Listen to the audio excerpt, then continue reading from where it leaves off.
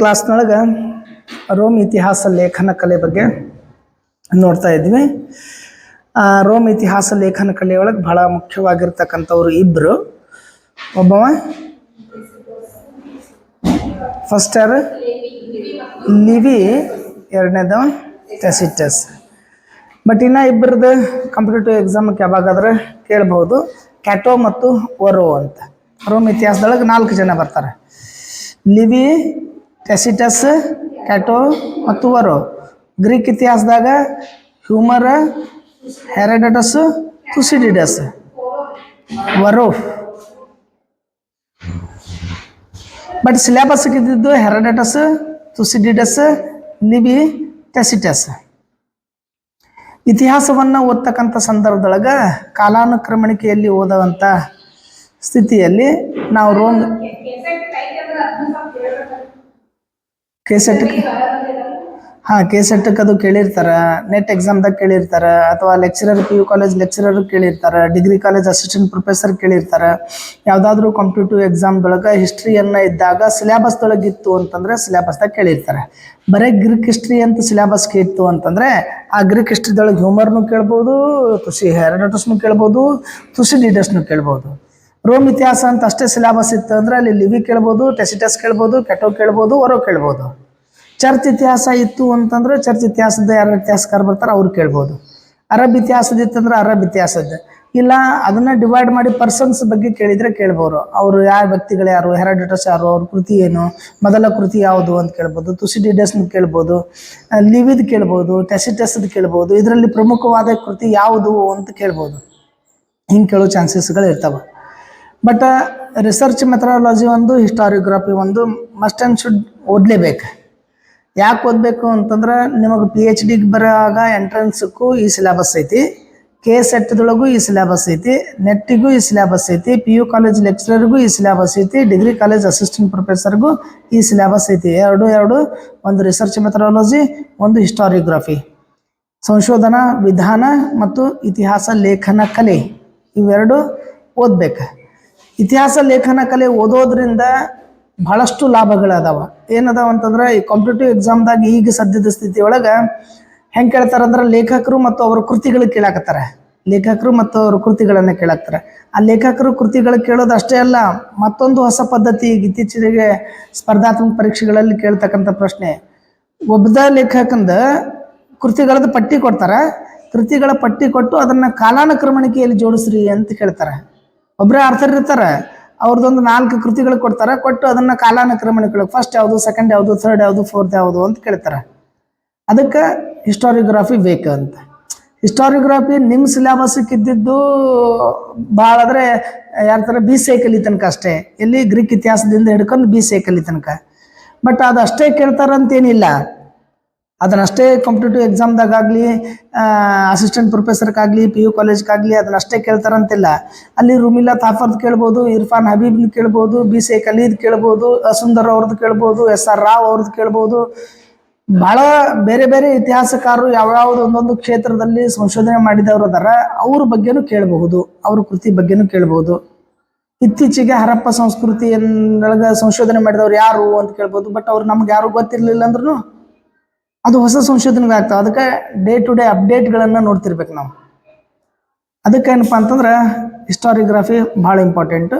ಮೊಘಲ್ ಇತಿಹಾಸ ಕಲೆ, ದೆಹಲಿ ಸುಲ್ತಾನರ ಇತಿಹಾಸ ಲೇಖನ ಕಲೆ, ಪರ್ಟಿಕ್ಯುಲರ್ ಒಬ್ಬೊಬ್ರದ್ದು ಕಾಲದ್ದು ಇರ್ತೈತಿ. ಅದಕ್ಕೆ ಇತಿಹಾಸ ಲೇಖನ ಕಲೆ ಭಾಳ ಇಂಪಾರ್ಟೆಂಟ್. ಕ್ರೊನಾಲಜಿಕಲ್ ಆರ್ಟ್ಸ್ದೊಳಗೆ ಫಸ್ಟ್ ಗ್ರೀಕ್ ಹಿಸ್ಟ್ರಿ ಇತಿಹಾಸ ಲೇಖನ ಕಲೆ, ಅದಾದಮೇಲೆ ರೋಮನ್ ಇತಿಹಾಸ ಕಲೆ, ಅದಾದಮೇಲೆ ಚರ್ಚ್ ಇತಿಹಾಸ ಲೇಖನ ಕಲೆ ಅಂತ ಬರ್ತೈತಿ. ಕೆಲವು ಚರ್ಚ್ ಇತಿಹಾಸ ಲೇಖನ ಕಲೆ ಅಂತಾರೆ.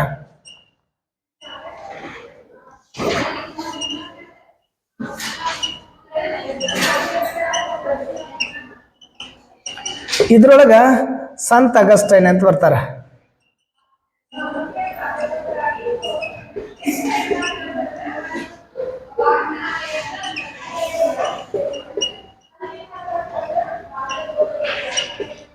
ಸಂತ್ ಅಗಸ್ಟೈನ್, ನಾವು ಅದನ್ನು ಇಂಗ್ಲೀಷ್ನೊಳಗೆ ಸೈಂಟ್ ಅಂತ ಕರಿತಾರೆ, ನಾವು ಅದನ್ನು ಸಂತ ಅಂತ ಕರಿತೀವಿ. ಸಂತ ಅಗಸ್ಟೈನ್ ಅಂತ ಕರಿತೀವಿ. ಯಾಕೆ ಸೂಫಿಗಳು, ಸಂತರು, ಶರಣರು ಅನ್ನುವಂಥ ಒಂದು ವರ್ಡ್ ಅದು. ಯಾರು ಆಧ್ಯಾತ್ಮಿಕದೊಳಗೆ ತಮ್ಮನ್ನು ತಾವು ಗುರುತಿಸಿಕೊಂಡಿರ್ತಾರೋ, ಆಧ್ಯಾತ್ಮಿಕ ಕ್ಷೇತ್ರದೊಳಗೆ ಸಾಧನೆ ಮಾಡಿರ್ತಾರೋ ಅಥವಾ ಆಧ್ಯಾತ್ಮಿಕ ವ್ಯಕ್ತಿಗಳಾಗಿರ್ತಾರೋ ಅವರನ್ನ ಸಂತರು, ಶರಣರು ಅಂತ ಕರೀತಾರೆ. ಸೈಂಟ್ ಅಂತನೂ ಕರೀತಾರೆ, ಸೂಫಿ ಅಂತನೂ ಕರೀತಾರೆ. ಹಂಗೆ ಕ್ರಿಶ್ಚಿಯನ್ರೊಳಗೆ ಸಂತ್ ಅಂತಿದ್ರು, ಅದಕ್ಕೆ ಸೈಂಟ್ ಅನ್ನೋದ್ರಿಂದ ನಾವು ಇಂಗ್ಲೀಷ್ನೊಳಗೆ ಅದು ಸಂತ ಅಂತ ನಾವು ಕರ್ಕೊಂತೀವಿ. ಈ ಸಂತ್ ಅಗಸ್ಟೈನ್ ಕಾಲ ಏನು ಅಂತಂದ್ರೆ ಕ್ರಿಸ್ತ ಶಕ 354ರಿಂದ ಕ್ರಿಸ್ತ ಶಕ 354ರಿಂದ ಕ್ರಿಸ್ತ ಶಕ 430. ಕ್ರಿಸ್ತ ಶಕ 354ರಿಂದ 430. ಕ್ರಿಸ್ತ ಪೂರ್ವ ಮತ್ತು ಕ್ರಿಸ್ತ ಶಕವನ್ನ ನೆನ್ಪಿಟ್ಕೊಳ್ರಿ. ಕ್ರಿಸ್ತ ಶಕ 300 ಇದು ಕ್ರಿಸ್ತ ಶಕ 354ರಿಂದ ಕ್ರಿಸ್ತ ಶಕ 430. ನೀವು ಅದನ್ನ ಗುರ್ತು ಮಾಡ್ಕೊಂಡು ಬಿಡ್ಬೇಕ. ಇದಕ್ಕಿಂತ ಹೆಚ್ಚಿಗೆ ಬತ್ತು ಅಂದ್ರೆ ಅದು ಕ್ರಿಸ್ತ ಶಕನೇ, ಅದಕ್ಕಿಂತ ಕಡಿಮೆ ಆತು ಅಂತಂದ್ರೆ ಅದು ಏನಪ್ಪ ಕ್ರಿಸ್ತ ಪೂರ್ವ ಅಂತ ತಿಳ್ಕೊಳ್ಬೇಕು.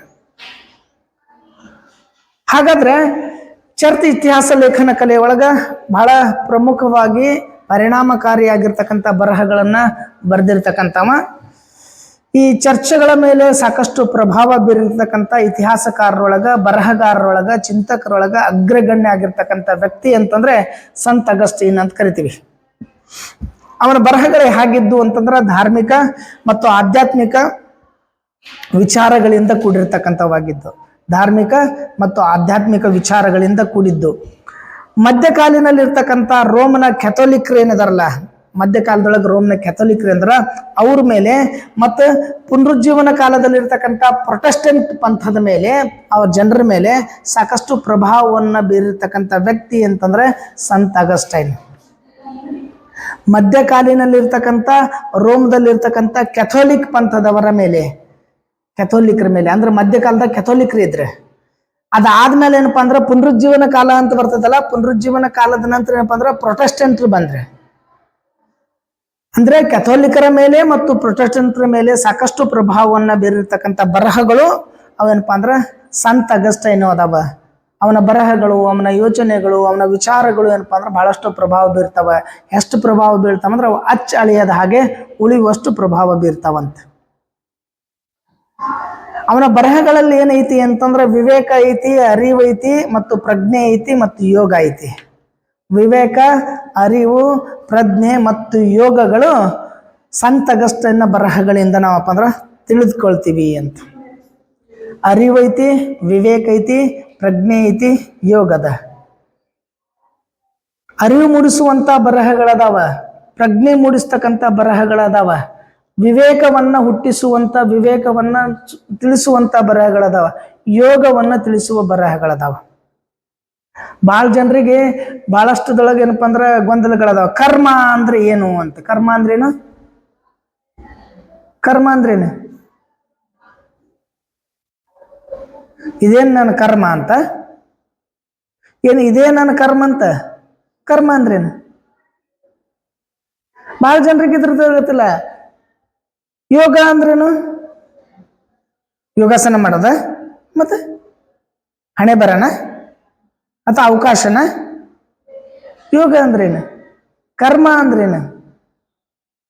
ಅದಕ್ಕೆ ಹೇಳೋದಲ್ಲ, ಇತಿಹಾಸವನ್ನ ಓದುವಂತ ಸಂದರ್ಭದೊಳಗ, ನೀವು ಬರೆಯುವಂತ ಸಂದರ್ಭದೊಳಗ ಡೆಸರ್ಟೇಷನ್ ಏನ್ ಮಾಡ್ತಿರ್ತಾರಲ್ಲ, ಡೆಸರ್ಟೇಷನ್ ಮಾಡುವಂತ ಸಂದರ್ಭದೊಳಗ ಯಾವ್ದಾದ್ರು ವ್ಯಾಖ್ಯೆ ಬರೆಯುವಂತ ಸಂದರ್ಭದೊಳಗೆ ಇಂಥ ಶಬ್ದ ಬಂದ್ರೆ ಆ ಶಬ್ದದ ಅರ್ಥವನ್ನ ಅಡಿ ಟಿಪ್ಪಣಿ ಹಾಕಿ ಬರಿಬೇಕ. ನೀವು ಬರೆಯುವಂತ ಸಂದರ್ಭ ಅಡಿ ಟಿಪ್ಪಣಿ ಹಾಕ್ಬೇಕು. ಕೇಳ್ತಾರ ಪ್ರಶ್ನೆ, ಇಲ್ಲಿ ಕರ್ಮ ಅನ್ನೋದು ಬಂದಿದ್ದಲ್ಲ, ಯಾವ ಕರ್ಮ ಅಂತ? ಯಾರ್ದು ಕರ್ಮ? ಕರ್ಮ ಅಂದ್ರೆ ಕಾಯಕ, ಕರ್ಮ ಅಂದ್ರೆ ಕೆಲಸ, ಕರ್ಮ ಅಂದ್ರೆ ವೃತ್ತಿ. ಬಂದಿದ್ದನ್ನ ಅನುಭವಿಸೋದಲ್ಲ, ಕೆಲಸ ಮಾಡೋದು. ಬಸವಣ್ಣ ಹೇಳಿದ್ದು ಕರ್ಮ, ಕಾಯಕ ಮಾಡೋದು ಅಂತ, ಕಾಯಕ ಕರ್ಮ ಅಂತ ಕರ್ಕಂತಾರ. ಯೋಗ ಅಂತಂದ್ರ ಕೆಲಸ ಮಾಡೋದು, ಹಂಗ ಸಾಧನೆ ಮಾಡೋದು. ಯೋಗ ಮಾಡೋದು ಅಂತಂದ್ರೆ ಸಾಧನೆ ಮಾಡೋದು ಸಲುವಾಗಿ ಕೆಲಸ ಮಾಡೋದು. ಕೆಲಸ ಮಾಡಬೇಕು. ಅದ್ರ ಜೊತೆ ಏನಪ್ಪಾ ಅಂತಂದ್ರ ವಿವೇಕದಿಂದ ಮಾಡಿರ್ಬೇಕದ. ನಮಗ್ ಬುದ್ಧಿ ಇರ್ಬೇಕಲ್ಲ, ಯಾವ್ದು ಮಾಡ್ಬೇಕು, ಯಾವ್ದು ಒಳ್ಳೇದು, ಯಾವ್ದು ಕಟ್ಟುದು, ಯಾವ್ದು ಮೌದ್ಯತೆ, ಯಾವ್ದು ಸರಿ, ಯಾವ್ದು ತಪ್ಪು ಅನ್ನುವಂತ ವಿವೇಕ ಇರ್ಬೇಕಲ್ಲ, ಅರಿವು ಇರ್ಬೇಕಲ್ಲ, ಪ್ರಜ್ಞೆ ಇರ್ಬೇಕಲ್ಲ. ಆ ಅರಿವು, ಪ್ರಜ್ಞೆ, ವಿವೇಕ ಮತ್ತು ಯೋಗವನ್ನ ಮಾಡ್ತಕ್ಕಂಥ, ಯೋಗವನ್ನ ಕಲಿಸ್ತಕ್ಕಂಥ ಬರಹಗಳು ಸಂತ ಅಗಸ್ಟೈನ್ ಬರಹಗಳಲ್ಲಿ ಕಾಣಿಸ್ತೀವಿ. ಈ ಸಂತ ಅಗಸ್ಟೈನ್ ಬರಹಗಳಲ್ಲಿ ಮುಖ್ಯವಾದ ವಿಚಾರಗಳು ಏನದಾವ ಅಂತಂದ್ರೆ, ಒಂದು ಪ್ಲೋಟೋನ ಅದ್ವೈತ ಪರಮಶ್ರೇಷ್ಠ ತತ್ವಗಳದಾವ. ಪ್ಲೋಟೋನ ಅದ್ವೈತ ಪರಮಶ್ರೇಷ್ಠ ವಿಚಾರಗಳು ತತ್ವಗಳದಾವ. ಅವನ ಬರಹಗಳೇನೇನದ? ಪ್ಲೋಟೋನ ಅದ್ವೈತ ಪರಮಶ್ರೇಷ್ಠ ತತ್ವಗಳು ಅಥವಾ ವಿಚಾರಗಳದಾವ. ಅಂದ್ರೆ ಒಟ್ಟಿನೊಳಗ ಸಂತ ಅಗಸ್ಟೈನ್ ಬರಹಗಳಲ್ಲಿ ನಾವು ಏನು ಕಾಣ್ತೀವಿ ಅಂದ್ರೆ ಮುಖ್ಯವಾಗಿ ಪ್ಲೋಟೋನ ಅದ್ವೈತ ವಿಶಿಷ್ಟವಾಗಿರ್ತಕ್ಕಂಥದ್ದು, ಅದ್ವೈತ ಪರಮಶ್ರೇಷ್ಠವಾಗಿರ್ತಕ್ಕಂಥ ವಿಚಾರಗಳು ಅಥವಾ ತತ್ವಗಳು ಅದಾವ. ಅದ್ರ ಬಗ್ಗೆ ಅಂದ್ರೆ ಆ ಗುಣಗಳು ಆ ಅಂಶಗಳು ಅವನ ಬರವಣಿಗೆಗಳದಾವ. ಸಿಸಿರೋ ಅನ್ನುವಂಥ ಬರಹಗಾರನಲ್ಲಿರುವಂತಹ ವಿಚಾರ ಮತ್ತು ಕಾನೂನುಗಳ ಬಗ್ಗೆ ಅದಾವ. ಸಿಸಿರೋ ಅನ್ನುವಂಥ ಒಬ್ಬ ಇತಿಹಾಸಕಾರ ಕಾನೂನುಗಳ ಬಗ್ಗೆ ಮತ್ತು ನ್ಯಾಯಗಳ ಬಗ್ಗೆ ಬರಿತಾನವ. ನ್ಯಾಯದ ಬಗ್ಗೆ ಮತ್ತು ಕಾನೂನು ಬಗ್ಗೆ ಬರಿತಾನ. ಅಂತ ವಿಚಾರಗಳು ಸಿಸಿರೋನ ಬರಹಗಳ ನ್ಯಾಯ ಮತ್ತು ಕಾನೂನುಗಳ ವಿಚಾರಗಳು ಏನಪ್ಪಾ ಅಂದ್ರ ಸಂತ ಅಗಸ್ಟೈನ್ ಬರಹಗಳಲ್ಲಿ ಕಾಣ್ತೀವಿ. ಸಿನೇಕಾ ಅನ್ನುವಂಥ ಬರಹಗಾರನ ದ್ವೈತ ತತ್ವಗಳ ಸಿನೇಕಾ ಅನ್ನುವಂಥ ಬರಹಗಾರನ ದ್ವೈತ ತತ್ವಗಳ ದ್ವೈತ ತತ್ವದ ಮತ್ತು ನಾಗರಿಕತ್ವದ ವಿಚಾರಗಳು ಅದಾವ. ದ್ವೈತ ತತ್ವದ ಮತ್ತು ನಾಗರಿಕತ್ವದ ವಿಚಾರಗಳು ಸಂತ ಅಗಸ್ಟೈನ್ನ ಬರಹಗಳಲ್ಲಿ ಕಾಣ್ತೀವಿ. ಅಂದ್ರೆ ನಾವು ಯಾವ್ದಾದ್ರು ಬರಹಗಳನ್ನ ಬರೆಯುವಂತ ಸಂದರ್ಭದಾಗ ನೀವು ಡೆಸರ್ಟೇಷನ್ ಮಾಡಿದ್ರಿ ಅಂತಂದ್ರೆ ನೀವು ಯಾವ ಬರಹಗಳನ್ನ ಆಧಾರವಾಗಿಟ್ಟುಕೊಂಡು ಬರೆದಿರಿ, ನಿಮ್ಮ ಮೇಲೆ ಏನು ಪ್ರಭಾವ ಬೀರೈತಿ ಅನ್ನೋದನ್ನ ನಿಮ್ಮ ಬರಹಗಳಿಂದ ಕಾಣ್ತೈತಿ. ನೀವು ಬರಹಗಳನ್ನ ಬರೆಯುವಂತ ಸಂದರ್ಭದೊಳಗ ಬರೇ ಪತ್ತೇದಾರಿ ಬರೆದ್ರಿ ಅಂತಂದ್ರೆ ನೀವು ಪತ್ತೇದಾರಿ ಕಾದಂಬರಿ ಓದ್ಕೊಂಡಿರಿ ಅಂತ. ನೀವು ಅದನ್ನ ಯಾವ್ದಾದ್ರು ಸಾಹಿತ್ಯವನ್ನ ಬರ್ಕೊಂಡಿದ್ರಿ ಅಂತಂದ್ರೆ ಸಾಹಿತ್ಯಿಕ ರೂಪವಾಗಿ ವರ್ಣನೆ ಮಾಡಿದ್ರೆ ಆ ಸಾಹಿತ್ಯ ನಿಮ್ಮ ಮೇಲೆ ಬಹಳ ಪ್ರಭಾವ ಬೀರೈತಿ ಅಂತ.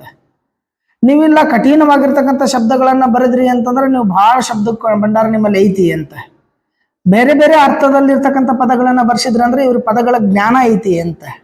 ಹಂಗ ಬರಹಗಳನ್ನ ನೋಡಿದ್ಮೇಲೆ ಗೊತ್ತಾಗ್ತೈತಿ. ನೀವು ಬರೆದ್ರಿ ಅಂತಂದ್ರೆ ನೀವು ಡೆಸರ್ಟೇಷನ್ನು, MPhil, ಆರ್ಟಿಕಲ್ಸು, PhD ಅಥವಾ ಏನಾದರೂ ಮಾಡಿದಾಗ ನಿಮ್ಮ ಬರಹಗಳನ್ನ ಓದುವಂಥವ್ರಿಗೆ ಅದರ ಅರಿವು ಆಗ್ತದೆ. ಏನಂತಂದ್ರೆ ಇವ್ರದ್ದು ಕಾಪಿ ಮಾಡಿ ಇಟ್ಕೊಂಡಾರ, ಇಟ್ಟಿದ್ದು ಪುಸ್ತಕದಂದು ಇಟ್ಟಾರ, ಇದು ಪುಸ್ತಕೀಯ ಭಾಷೆ ಐತಿ, ಇದು ಆಡು ಭಾಷೆ ಐತಿ, ಇಲ್ಲ ಇದು ಸಂದರ್ಶನ ಮಾಡಿದ್ದೈತಿ, ಇಲ್ಲ ಇದು ಯಾರ್ದ ಬರ್ದಿದ್ದು ಇಟ್ಟಿಸ್ ತಂದು ಇಟ್ಟಿದ್ದೈತಿ ಅನ್ನೋದನ್ನ ಓದುಗರಿಗೆ ಗೊತ್ತಾಗ್ತದ ಅಂತ. ನೀವು ಎದ್ರ ಬಗ್ಗೆ ಬರ್ದಿರಿ ಅನ್ನೋದು ಅರಿವು ಆಗ್ತದೆ. ನೀವು ಆಧ್ಯಾತ್ಮಿಕದ ಬಗ್ಗೆ ಬರ್ದಿರೋ, ವಿಚಾರಗಳ ಬಗ್ಗೆ ಬರ್ದಿರೋ, ಚಿಂತನೆಗಳ ಬಗ್ಗೆ ಬರ್ದಿರೋ, ಅಥವಾ ಯೋಗದ ಬಗ್ಗೆ ಬರ್ದಿರೋ, ಧರ್ಮದ ಬಗ್ಗೆ ಬರ್ದಿರೋ, ದ್ವೈತ ಸಿದ್ಧಾಂತದ ಬಗ್ಗೆ ಬರ್ದಿರೋ, ಅದ್ವೈತ ಸಿದ್ಧಾಂತದ ಬಗ್ಗೆ ಬರ್ದಿರೋ, ನ್ಯಾಯದ ಬಗ್ಗೆ ಬರ್ದಿರೋ, ಕಾನೂನು ಬಗ್ಗೆ ಬರ್ದಿರೋ. ಆ ನ್ಯಾಯದ ಬಗ್ಗೆ ಕಾನೂನು ಬಗ್ಗೆ ಬರೆದಾಗ ನ್ಯಾಯ ಮತ್ತು ಕಾನೂನು ಯಾರ್ದು ಫಾಲೋ ಮಾಡ್ಕೊಂಡು ಬರ್ದಿರಿ. ನೀವು ಅದ್ವೈತ ಸಿದ್ಧಾಂತದ ಬಗ್ಗೆ ಬರ್ದಿರೋ, ಅದ್ವೈತ ಸಿದ್ಧಾಂತದ ನಿಯಮಗಳನ್ನು ಯಾರ್ದು ಅನುಸರಿಸ್ಕೊಂಡು ಬರ್ದಿರಿ. ಇವ್ರ ಅದ್ವೈತ ಸಿದ್ಧಾಂತ, ಇವ್ರ ತತ್ವಗಳನ್ನೇ ಇವ್ರು ಅನುಸರಿಸ್ಯಾರ ನೋಡು. ಅವ್ರ ಬರಹಗಳಲ್ಲಿ ನಾವು ಕಾಣ್ತೀವಿ ಅದನ್ನೇ ಸಾಮಾನ್ಯವಾಗಿ ಇವ್ರು ಅನುಸರಿಸ್ಕೊಂಡಾರ. ಇವ್ರು ಶರಣರದಾರ ಅಂದ್ರೆ ಶರಣರು ಯಾರ ತತ್ವಗಳನ್ನ ಅನುಸರಿಸ್ಯಾರ ಅನ್ನುವಂಥದ್ದು ಏನಪ್ಪಾ ಅಂದ್ರೆ ಅವರ ಬರಹಗಳಿಂದ, ಅವರ ಇರುವಿಕೆಯಿಂದ ಗೊತ್ತಾಗ್ತೈತಿ. ಹಾಗೆ ಸಂತ ಅಗಸ್ಟೈನ್ನ ಒಟ್ಟು ಬರಹಗಳನ್ನ ನೋಡಿದಾಗ ಅಲ್ಲಿ ಮುಖ್ಯವಾಗಿ ಕಾಣೋದೇನು ಅಂದ್ರೆ ಪ್ಲೋಟೋನ ಅದ್ವೈತ ಸಿದ್ಧಾಂತಗಳ ಅದರಲ್ಲಿ ಕಾಣ್ತವ. ಅದ್ರ ಜೊತೆ ಸಿಸಿರೋನ ಕಾನೂನು ಮತ್ತು ನ್ಯಾಯಗಳ ಬಗ್ಗೆ ಗೊತ್ತಾಗ್ತೈತಿ. ಅದ್ರ ಜೊತೆ ಸಿನೇಕಾನ ದ್ವೈತ ಸಿದ್ಧಾಂತದ ಬಗ್ಗೆ ಅವನ ಬರಹಗಳಲ್ಲಿ ಗೊತ್ತಾಗ್ತೈತಿ.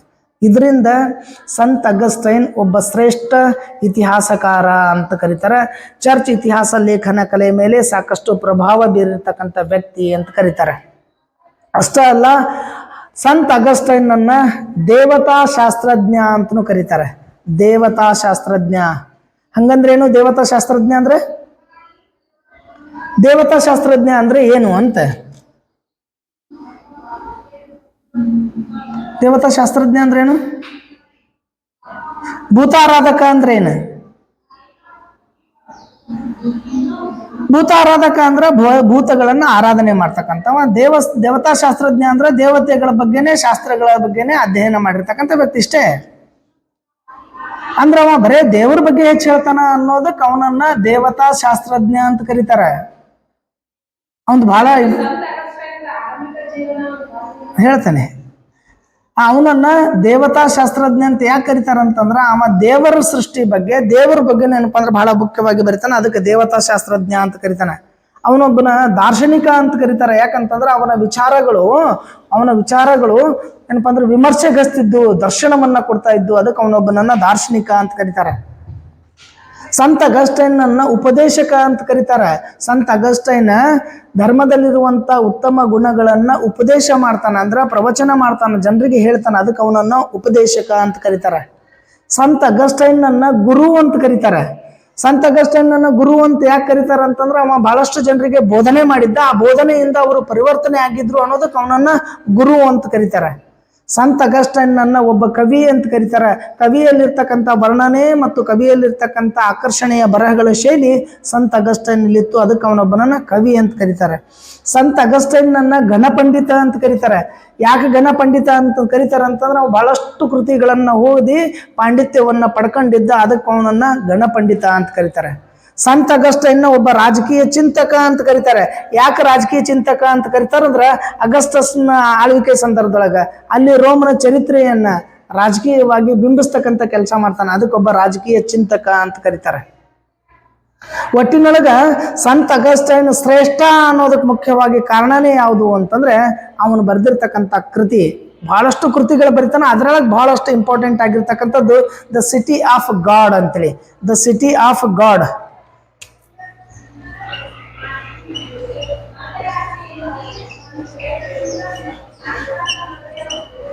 ದ ಸಿಟಿ ಆಫ್ ಗಾಡ್ ಅನ್ನುವಂಥ ಕೃತಿ ಇದೇ ಇಂಪಾರ್ಟೆಂಟ್, ಮತ್ತೆ ಯಾವುದಲ್ಲ. ಉಳಿಕಿದ ಎಲ್ಲದಕ್ಕಿಂತ ಬಹಳ important the city of god ಅನ್ನುವಂಥ ಕೃತಿ.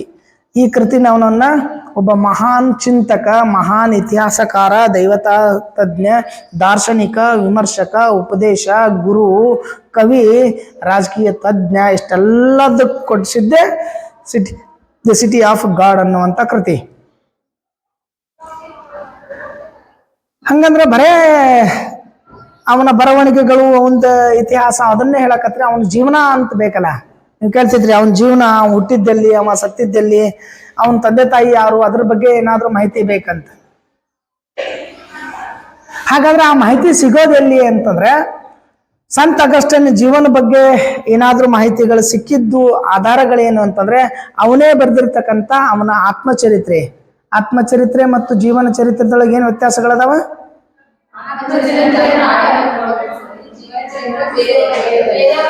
ಆತ್ಮಚರಿತ್ರೆ ತಮ್ಮದನ್ನ ತಾವೇ ಬರ್ಕೊಳ್ಳೋದು, ಜೀವನ ಚರಿತ್ರೆ ತಮ್ಮದನ್ನ ಮತ್ತೊಬ್ಬರು ಬರೆಯೋದು. ಇದರೊಳಗೆ ಪ್ರೈಮರಿ ಸೋರ್ಸಸ್ ಯಾವುದು, ಸೆಕೆಂಡರಿ ಸೋರ್ಸಸ್ ಯಾವುದು? ತನ್ನ ಬಗ್ಗೆ ತಾನೇ ಬರ್ಕೋರಿದ್ದು ಆತ್ಮಚರಿತ್ರೆ ಪ್ರೈಮರಿ ಸೋರ್ಸಸ್, ಜೀವನ ಚರಿತ್ರೆ ಸೆಕೆಂಡರಿ ಸೋರ್ಸಸ್.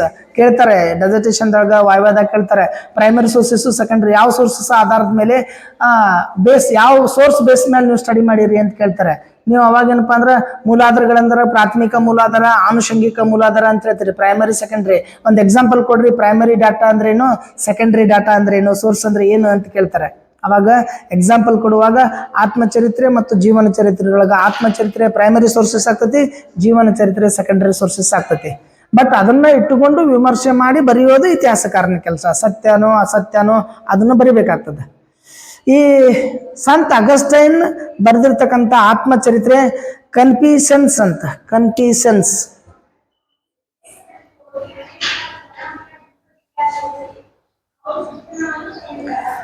ಕನ್ಫಿಷನ್ಸ್ ಅನ್ನುವಂತಹ ಕೃತಿ ಇದು ಸಂತ ಅಗಸ್ಟೈನನ ಆತ್ಮಚರಿತ್ರೆ.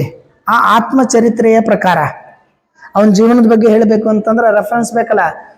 ನೀವು ಅದಕ್ಕೆ ಹೇಳ್ತೀರಿ, ಯಾರ್ದಾದ್ರೂ ಹಿಸ್ಟ್ರಿ ಬರೆಯುವಂತ ಸಂದರ್ಭದೊಳಗ ಐತಿಹಾಸಿಕ ಹಿನ್ನೆಲೆ ಬರೆಯಾಕತ್ರಿ ಅಂದ್ರ, ಜೀವನ ಬರೆಯಾಕತ್ರಿ ಅಂದ್ರ ಅದಕ್ಕೊಂದು ರೆಫರೆನ್ಸ್ ಬೇಕು. ಸುಮ್ಮನೆ ಅಲ್ಲಿ ಹುಟ್ಟಿದ್ರು, ಇಲ್ಲಿ ಹುಟ್ಟಿದ್ರು, ಅವಾಗ ಹುಟ್ಟಿದ್ರು, ಇವಾಗ ಹುಟ್ಟಿದ್ರು ಅಂತೆಲ್ಲ ಅಲ್ಲ. ಅದಕ್ಕೊಂದು ಆಧಾರ ಬೇಕು. ಆ ಆಧಾರ ಏನು ಅಂತಂದ್ರೆ ಇಲ್ಲಿ ಸಂತ ಅಗಸ್ಟೈನ್ದು ಅವನೇ ಬರೆದಿರ್ತಕ್ಕಂಥ ಆತ್ಮಚರಿತ್ರೆ ಕನ್ಫ್ಯೂಷನ್ಸ್ ಅನ್ನುವಂಥದ್ದು. ಆ ಆತ್ಮಚರಿತ್ರೆಯ ಪ್ರಕಾರವಾಗಿ ಆ ಸಂತ ಅಗಸ್ಟೈನ್ ಉತ್ತರ ಆಫ್ರಿಕಾದಲ್ಲಿರುವಂತ ರೋಮ್ ವಸಾಹತು ತಗಸ್ತೆ ಅನ್ನುವಂಥ ಗ್ರಾಮದಲ್ಲಿ ಹುಡ್ತಾನೆ.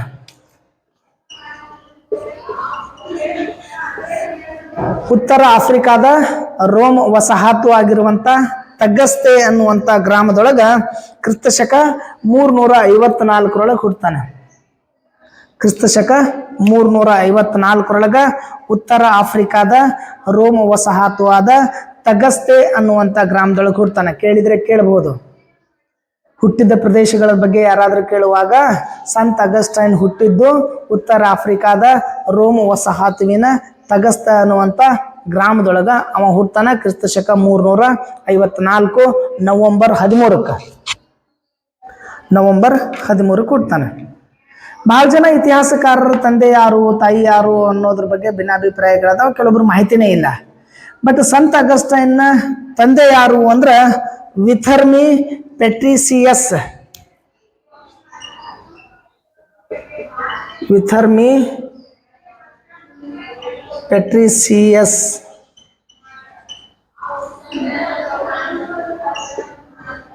ತಂದೆ ಯಾರು ಅಂತಂದ್ರೆ ವಿಥರ್ಮಿ ಪೆಟ್ರಿಸಿಯಸ್ ಈತನ ತಂದೆ ಆಗಿದ್ರು. ತಾಯಿ ಯಾರು ಅಂದ್ರೆ ಮೋನಿಕಾ.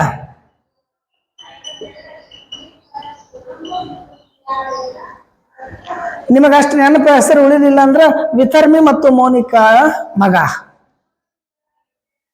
ಉತ್ತರ ಆಫ್ರಿಕಾದ ರೋಮ್ ವಸಾಹತುವಾದ ತಗಸ್ತೆ ಒಳಗ 354 ನವೆಂಬರ್ 13ರಂದು ವಿಥರ್ಮಿ ಮತ್ತು ಮೋನಿಕಾ ಅವರ ಮಗ ಆಗಿ ಸಂತ ಅಗಸ್ಟೈನ್ ಏನಪ್ಪಾ ಅಂದ್ರೆ ಜನಿಸ್ತಾನ.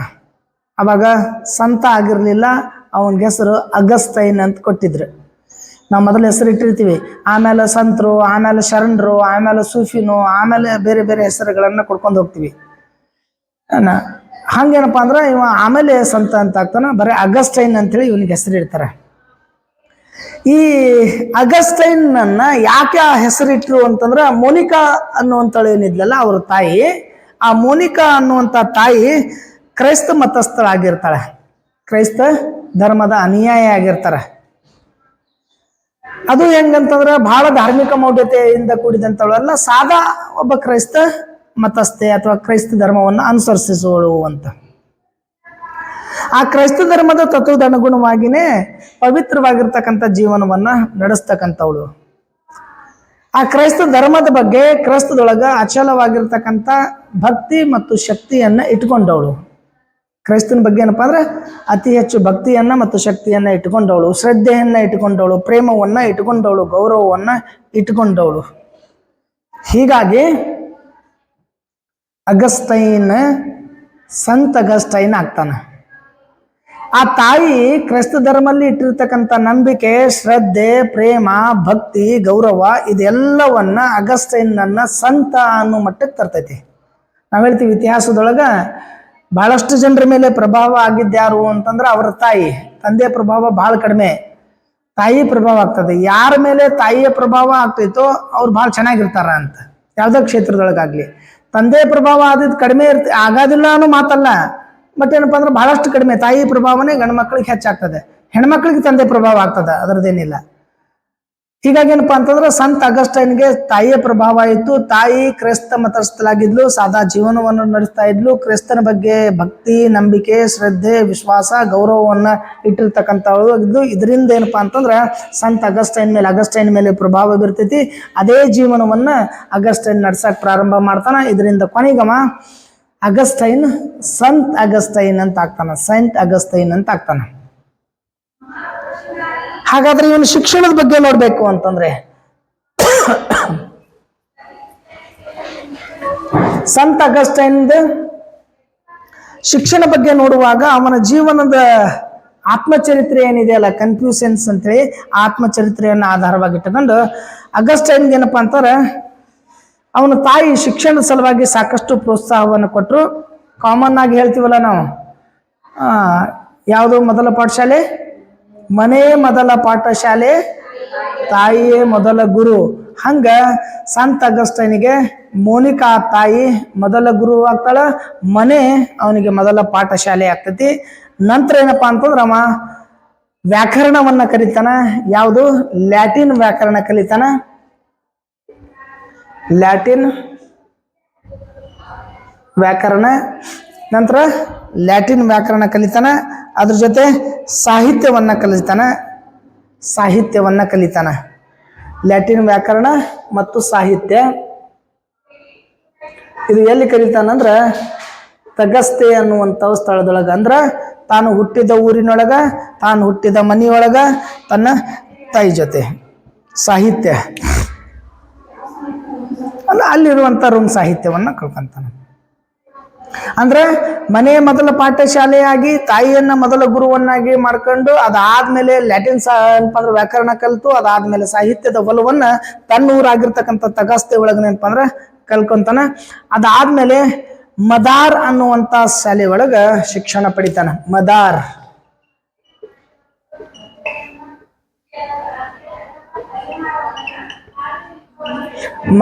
ಅನ್ನುವಲ್ಲಿ ಮದಾರ್ನಲ್ಲಿ ಶಿಕ್ಷಣ ಪಡಿತಾನೆ. ಹಂಗಂದ್ರೇನು? ಮುಂದೆ ಕ್ರೈಸ್ತರ ನಂತರ ಏನು ಇಸ್ಲಾಂ ಬರ್ತದಲ್ಲ, ಅಲ್ಲಿ ಮದಾರ್ಗಳೇ ಮುಂದೆ ಮದರ್ಸಾಗಳ ಅಂತ ಆಗ್ತಾವ. ಅಲ್ಲಿ ಧರ್ಮದ ಬಗ್ಗೆ ಬೋಧನೆ ಮಾಡೋದು, ಜೀವನದ ಬಗ್ಗೆ ಬೋಧನೆ ಮಾಡೋದು, ಉಪದೇಶಗಳನ್ನ ಮಾಡ್ತಕ್ಕಂಥದ್ದು. ಅಂದ್ರೆ ಅದಾದ್ಮೇಲೆ ಏನಪ್ಪಾ ಅಂದ್ರೆ ಮದಾರ್ನಲ್ಲಿ ಅಧ್ಯಯನ ಮಾಡ್ತಾನ. ಕ್ರಿಸ್ತಶಕ 370 ಹೆಚ್ಚಿನ ಅಧ್ಯಯನ ಮಾಡಬೇಕು ಅಂತ ತಿಳ್ಕೊಂಡು ಅವ್ರೂರೊಳಗೆ ಶಿಕ್ಷಣ ಮುಗಿದಾದ್ಮೇಲೆ ಹೆಚ್ಚಿನ ಅಧ್ಯಯನ ಮಾಡಬೇಕು ಅಂತ ತಿಳ್ಕೊಂಡು ಕಾರ್ಥೇಜ್ಗೆ ಹೋಗ್ತಾನ.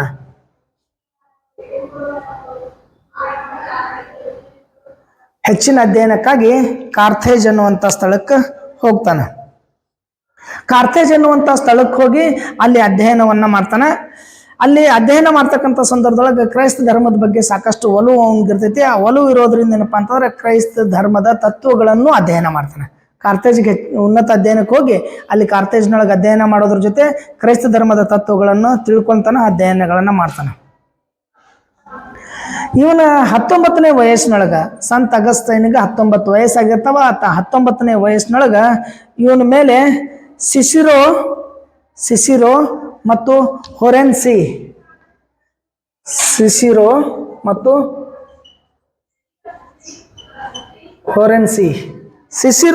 ಹೊರೆನ್ಸಿ ಅನ್ನುವಂಥ ಇತಿಹಾಸಕಾರರ ಬರಹಗಳನ್ನ ಏನಪ್ಪಾ ಅಂತಂದ್ರೆ ಪ್ರಭಾವ ಬೀಳ್ತವ, ಅದನ್ನ ಓದಕ್ ಪ್ರಾರಂಭ ಮಾಡ್ತಾನೆ. ಸಿಸಿರೋ ಮತ್ತು ಹೊರೆನ್ಸಿನ ಬರಹಗಳ ಪ್ರಭಾವ ಬೀಳ್ತೈತಿ. ಅದಕ್ಕಾಗಿ ತನ್ನ 19ನೇ ವಯಸ್ಸಿನೊಳಗೆ ಇವರ ಬರಹಗಳನ್ನ ಓದ್ತಾನೆ. ಅವರ ಬರಹಗಳನ್ನ ಓದಿದಾಗ ಅವನ ಮನಸ್ಸಿನ ಮೇಲೆ ಸಾಕಷ್ಟು ಪ್ರಭಾವ ಬೀರ್ತಾವ. ಆ ಪ್ರಭಾವದಿಂದ ಏನಪ್ಪಾ ಅಂದ್ರ ಅವನ ಮನಸ್ಸು ಇವರಿಬ್ಬರ ಬರಹಗಳನ್ನ ಓದಿದ್ರಿಂದ ಸಾಕಷ್ಟು ಪ್ರಭಾವಗೊಂಡು ತತ್ವಜ್ಞಾನದ ಕಡೆ ಹೋಗ್ತಾನೆ.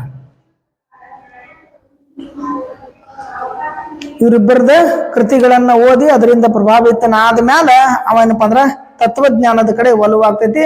ಅದಕ್ಕೆ ತತ್ವಜ್ಞಾನದ ಕಡೆ ಹೋಗ್ತಾನೆ. ಕ್ರಿಸ್ತಶಕ 383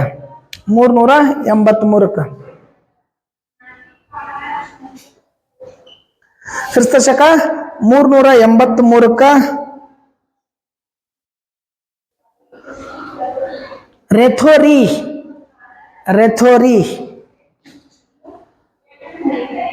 ರೆಥೋರಿ ಅದು ರಥೋರಿನು ಅಂತಾರ, ರೆಥೋರಿನು ಅಂತಾರ. ರೆಥೋರಿಯನ್ನ ಹೇಳಿಕೊಡಾಕ, ರೆಥೋರಿ ಅನ್ನೋದು ಒಂದು ವಿದ್ಯೆ ಅದ, ಅದನ್ನ ಹೇಳಿಕೊಡೋದ್ರ ಸಲುವಾಗಿ ರೋಮ್ಗೆ ಹೋಗ್ತಾನೆ. ರೆಥೋರಿ ಕಲ್ಸಾಕ ರೋಮ್ಗೆ ಹೋಗ್ತಾನೆ. ರೆಥೋರಿಯನ್ನ ಕಲ್ಸಾಕ ರೋಮ್ಗೆ ಹೋಗ್ತಾನೆ. ಕಲ್ಸೋದ್ರ ಸಲುವಾಗಿ, ಶಿಕ್ಷಣವನ್ನ ಕಲ್ಸೋದ್ರ ಸಲುವಾಗಿ, ಕಲ್ಯಾಕಲ್ಲ ಕಲ್ಸಾಕ. ಅದು ರೆಥೋರಿ ಅನ್ನೋದು ಒಂದು ವಿದ್ಯೆ, ಅದನ್ನ ಕಲ್ಸೋದ್ರ ಸಲುವಾಗಿ ರೋಮ್ಗೆ ಹೋಗ್ತಾನೆ. ಸಂತ ಅಗಸ್ಟೈನ್ ತನ್ನ ಆರಂಭಿಕದೊಳಗ ತನ್ನ ಮನೆಯೊಳಗೆ ಶಿಕ್ಷಣ ಪಡ್ಕೊಂಡು ಅಲ್ಲಿ ಆದ್ಮೇಲೆ ಲ್ಯಾಟಿನ್ ವ್ಯಾಕರಣವನ್ನ ಅಧ್ಯಯನ ಮಾಡಿ ಅದನ್ನ ಸಾಹಿತ್ಯವನ್ನ ಅಧ್ಯಯನ ಮಾಡಿ ಅದಾದ್ಮೇಲೆ ಉನ್ನತ ಏನಪ್ಪಾ ಅಂದ್ರೆ ಶಿಕ್ಷಣವನ್ನು ಮದಾರ್ಗಳಲ್ಲಿ ಶಿಕ್ಷಣ ಪಡ್ಕೊಂಡು ಉನ್ನತ ಶಿಕ್ಷಣ ಸಲುವಾಗಿ ಕಾರ್ಥೇಜ್ಗೆ ಹೋಗ್ತಾನ. ಅಲ್ಲಿ ಸಿಸಿರೋನ ಮತ್ತು ಹೊರೆನ್ಸ್ ಬರಹಗಳಿಂದ ಪ್ರಭಾವ ಆಗ್ತೈತಿ. ತತ್ವಜ್ಞಾನದ ಕಡೆ ಒಲವಾಗ್ತೈತಿ. ತತ್ವಜ್ಞಾನದ ಒಲವನ್ನ ಪಡ್ಕೊಂಡಾದ್ಮೇಲೆ ತತ್ವಜ್ಞಾನವನ್ನ ಅಧ್ಯಯನ ಮಾಡಿದ್ಮೇಲೆ 383 ರೆಥೋರಿ ಅನ್ನುವಂತ ಒಂದು ರೆಥೋರಿ ಅನ್ನೋದು ಹೇಳಿಕೊಡೋದ್ರ ಸಲುವಾಗಿ, ಅದನ್ನ ಕಲಿಸೋದ್ರ ಸಲುವಾಗಿ ರೋಮ್ಗೆ ಹೋಗ್ತಾನ. ರೋಮ್ದೊಳಗ ರೆಥೋರಿ ಅನ್ನುವಂತ ವಿದ್ಯೆಯನ್ನ ಹೇಳ್ತಾನೆ. ಆ ರೋಮ್ಗೆ ಹೋಗಿರ್ತಕ್ಕಂಥ ಸಂದರ್ಭದೊಳಗ ಇವನಿಗೆ ಸಂತ್ ಅಂಬ್ರೋಸ್ ಅನ್ನುವಂಥವ್ರು ಪರಿಚಯ ಆಗ್ತತಿ.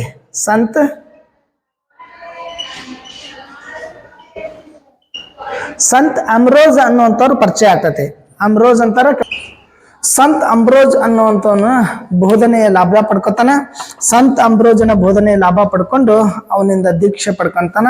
ಅವಾಗ ಅಗಸ್ಟೈನ್ ಸಂತ ಅಗಸ್ಟೈನ್ ಅಂತ ಆಗ್ತಾನ. ಯಾವಾಗ ಅಂಬ್ರೋಜ್ನಿಂದ ದೀಕ್ಷೆಯನ್ನ ಪಡ್ಕೊಂತಾನೋ, ದೀಕ್ಷೆ ಪಡ್ಕೊಂಡ್ ಆದ್ಮೇಲೆ ಬಹಳಷ್ಟು ಜನ ಮಹಾನ್ ವ್ಯಕ್ತಿಗಳ ಸಿದ್ಧಾಂತಗಳನ್ನ ಓದ್ಕೊಂತಾನ, ಅವರ ತತ್ವಗಳನ್ನ ಓದ್ಕೊಂತಾನ. ಅದರಿಂದ ಏನಪ್ಪಾ ಅಂದ್ರೆ ಅವಂಗ ಸಾಕಷ್ಟು ಜ್ಞಾನ ಸಿಗ್ತೈತಿ.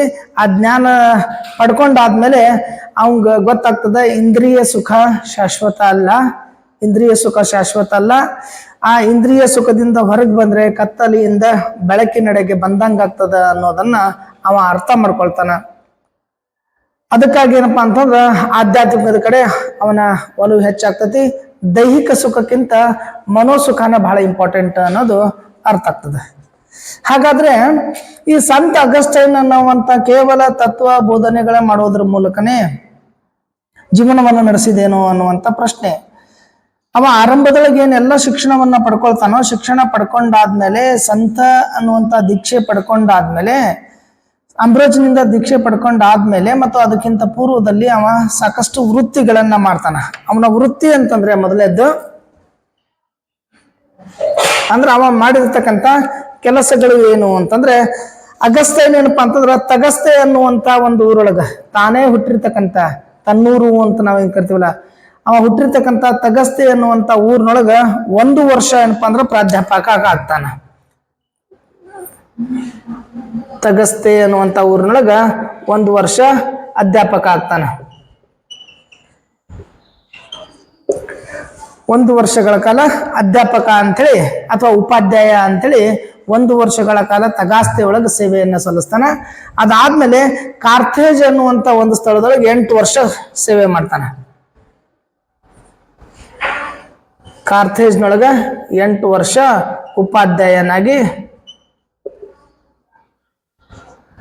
ಉಪಾಧ್ಯಾಯನಾಗಿ ಸೇವೆಯನ್ನ ಸಲ್ಲಿಸ್ತಾನೆ. ಬಹಳ ಜನ ಶಿಕ್ಷಕರು ಯಾರು ಮಾನಸಿಕವಾಗಿ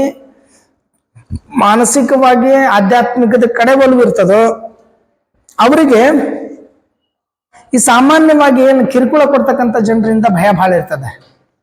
8 ವರ್ಷ ಕಾರ್ಥೇಜ್ನಲ್ಲಿ ಉಪಾಧ್ಯಾಯ ಆಗಿ ಸೇವೆ ಸಲ್ಲಿಸ್ತಕ್ಕಂಥ ಸಂದರ್ಭದೊಳಗ ಆ ಶಾಲೆಯಲ್ಲಿರ್ತಕ್ಕಂಥ ಪುಂಡ ವಿದ್ಯಾರ್ಥಿಗಳ ಉಡಾಳ್ ಹುಡುಗರು ಅಂತ ಕರಿತೀವನ, ಆ ಉಡಾಳ್ ಹುಡುಗರು ಕಿರಿಕಿರಿಗೆ ಅವರ ಕಾಟಕ್ಕೆ ಏನಪ್ಪಾ ಅಂದ್ರ ಬೇಸತ್ತು ಅಲ್ಲಿದಿಂದ ಹೆದರಿ ರೋಮ್ಗೆ ಹೋಗ್ತಾನ. ಅಲ್ಲಿ ಕಾರ್ಥೇಜ್ದಿಂದ ಹೆದರಿ ಏನಪ್ಪಾ ಅಂದ್ರ ರೋಮ್ಗೆ ಹೋಗ್ತಾನ. ರೋಮ್ಗೆ ಹೋಗಿ ಅಲ್ಲಿ ಬೋಧನೆಯನ್ನ ಪ್ರಾರಂಭ ಮಾಡ್ತಾನ. ಅಲ್ಲಿಯೂ ವಿದ್ಯಾರ್ಥಿಗಳ ಕಿರುಕುಳ ಹೆಚ್ಚಾಗ್ತೈತಿ. ಆ ರೋಮ್ದಿಂದ ಏನಪ್ಪಾ ಅಂದ್ರ ಅಲ್ಲಿದಿಂದ ಓಡಿ ಹೋಗಿ ಮಿಲಾನಿಗೆ ಬರ್ತಾನ. ಅಲ್ಲಿಂದ ಮಿಲಾನ್ಗೆ ಹೊರಡು ಬರ್ತಾನ. ಮಿಲಾನಿನೊಳಗೆ ಇದ್ಕೊಂಡು ಆ ಮಿಲಾನಿನಲ್ಲಿಂದ ಏನಪ್ಪಾ ಅಂತಂದ್ರ ಅಲ್ಲಿ ವಾಗ್ಮಿತೆ ಅನ್ನುವಂತ ಅಥವಾ ವಾಗ್ಮಿ ಅನ್ನುವಂತ ಒಂದು ವಿಷಯವನ್ನ ಬೋಧನೆ ಮಾಡುವಂತ ಅಧ್ಯಾಪಕ ಆಗಿ ಕಾರ್ಯವನ್ನ ನಡೆಸ್ತಾನೆ. ಹೀಗೆ ನಿರಂತರವಾಗಿ ಒಂದಲ್ಲ ಒಂದು ರೀತಿಯಲ್ಲಿ ಅಧ್ಯಾಪಕ ವೃತ್ತಿ ಮಾಡ್ಕೊಂಡು ಅಥವಾ ಬೋಧನೆ ಮಾಡ್ತಕ್ಕಂಥವ ಸಂತ ಅಗಸ್ಟೈನಿಗೆ ಈ ಮಿಲಾನಿನಲ್ಲಿ ಇರ್ತಕ್ಕಂಥ ಸಂದರ್ಭದೊಳಗ ಬಿಷಪ್ ಅಂಡ್ರೆಸ್ಸಿ ಅನ್ನುವಂಥವನು ಪರಿಚಯ ಆಗ್ತೈತಿ. ಬಿಷಪ್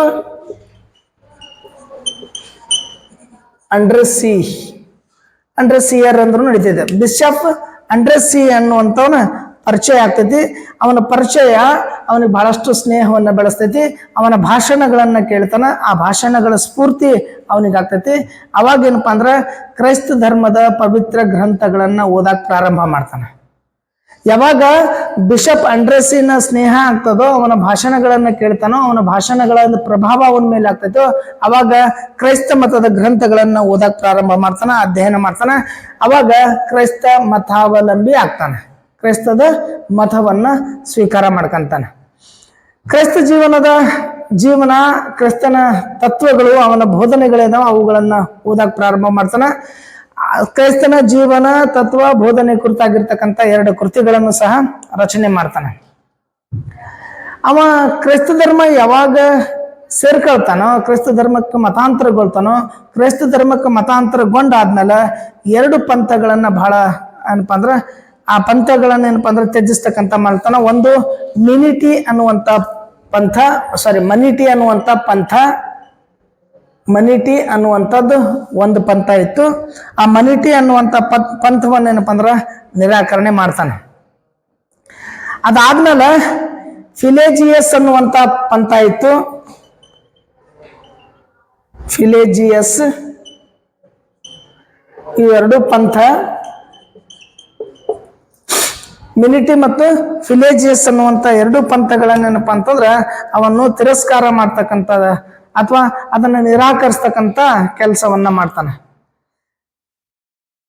ಇಷ್ಟೆಲ್ಲ ಕ್ರೈಸ್ತನ ಧರ್ಮ ಬೋಧನೆ ತತ್ವಗಳನ್ನ ಓದ್ಕೊಂಡು ಕ್ರೈಸ್ತ ಮತಾವಲಂಬಿಯಾಗಿ ಮಿನಿಟಿ ಮತ್ತು ಫಿಲೋಸಿಯಸ್ ಅನ್ನುವಂಥ ಎರಡೂ ಪಂಥಗಳನ್ನ ನಿರಾಕರಣೆ ಮಾಡ್ಕೊಂಡು ಕ್ರೈಸ್ತ ಧರ್ಮದ ಸನ್ಯಾಸಿಯಾಗಿ, ಧರ್ಮಾಧಿಕಾರಿಯಾಗಿ, ಬಿಷಪ್ ಆಗಿ, ಕ್ರೈಸ್ತ ಧರ್ಮದ ಸಮರ್ಥಕ ಆಗಿ, ಧಾರ್ಮಿಕ ಸಂಸ್ಥಾನಗಳ ನಿರ್ವಾಹಕ ಆಗಿ, ಯಾರ್ಯಾರಿಗೆ ತೊಂದರೆಗಳಾಗಿರ್ತಾವಲ್ಲ, ಸಂಕಷ್ಟಕ್ಕೆ ಸಿಲ್ಕೊಂಡಿರ್ತಾರಲ್ಲ, ಆ ಸಂಕಷ್ಟಕ್ಕೆ ಸಿಲುಕಿಕೊಂಡವರಿಗೆ ಸಹಾಯ ಮಾಡುವಂತಹ ಸಹಾಯಕ ಆಗಿ, ಸಂಕಷ್ಟ ನಿವಾರಕ ಆಗಿ, ನ್ಯಾಯಾಧೀಶ ಆಗಿ, ಉಪದೇಶಕ ಆಗಿ, ಆಧ್ಯಾತ್ಮಿಕ ನಿರ್ದೇಶಕ ಆಗಿ, ಬೇರೆ ಬೇರೆ ರೀತಿಯೊಳಗ ಸಮಾಜದ ಸ್ವಾಸ್ಥ್ಯವನ್ನ ಕಾಪಾಡೋದ್ರೊಳಗ ಸಂತ ಅಗಸ್ಟೈನ್ ನಿರಂತರವಾಗಿ ತೊಡಕೊಳ್ತಾನೆ. ಹೀಗೆ ತನ್ನ ಜೀವನವೆಲ್ಲ ಏನಪ್ಪಾ ಅಂತಂದ್ರೆ ಆಧ್ಯಾತ್ಮಿಕವಾಗಿ ಕ್ರೈಸ್ತ ಧರ್ಮದ ತತ್ವ ಬೋಧನೆಗಳನ್ನ ಓದ್ಕೊಂಡು ಅದನ್ನ ಬರಹ ರೂಪದಲ್ಲಿಗೆ ತರೋದ್ರೊಳಗೆ ಬಹಳ ಪ್ರಮುಖ ಪಾತ್ರ ವಹಿಸ್ತಾನೆ. ಹೀಗಾಗಿ ಸಾಕಷ್ಟು ಕೃತಿಗಳನ್ನ ಸಂತ ಅಗಸ್ಟೈನ್ ರಚನೆ ಮಾಡ್ತಾನೆ.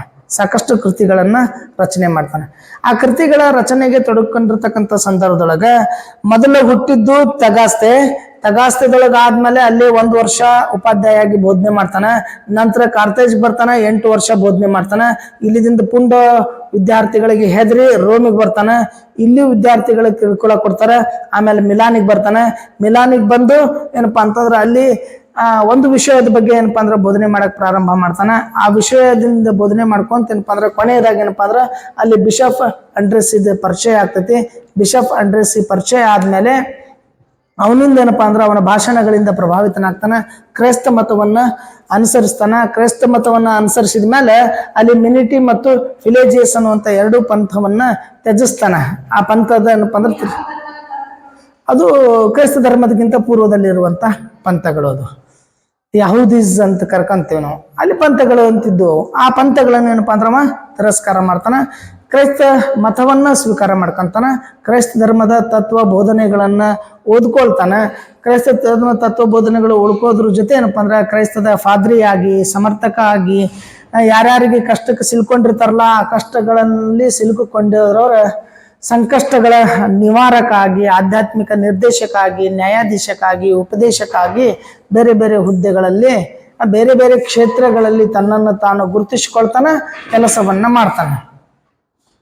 ಕೊನೆಗೆ ಮತ್ತೇನಪ್ಪಾ ಅಂತಂದ್ರ ಮಿಲಾನ್ನಿಂದ ಮತ್ತೆ ವಾಪಸ್ ಏನಪ್ಪಾ ಅಂದ್ರ ತಗಾಸ್ತೆ, ತಾನು ಹುಟ್ಟಿರ್ತಕ್ಕಂಥ ಊರಿನೊಳಗ ತಗಸ್ತೆಗೆ ಬರ್ತಾನೆ. ತಗಸ್ತೆಗೆ ಬಂದಾದ್ಮೇಲೆ ಅಲ್ಲಿ ಒಂದು ಸನ್ಯಾಸಿ ಮಠವನ್ನ ಸ್ಥಾಪನೆ ಮಾಡ್ತಾನೆ. ತಗಸ್ತೆದಾಗ ಬಂದು ಒಂದು ಸನ್ಯಾಸಿ ಮಠವನ್ನ ಸ್ಥಾಪನೆ ಮಾಡ್ತಾನೆ. 388ಕ್ಕೆ ತಗಸ್ತೆದೊಳಗ 388ಕ್ಕೆ ಒಂದು ಸನ್ಯಾಸಿ ಮಠ ಸ್ಥಾಪನೆ ಮಾಡ್ತಾನೆ.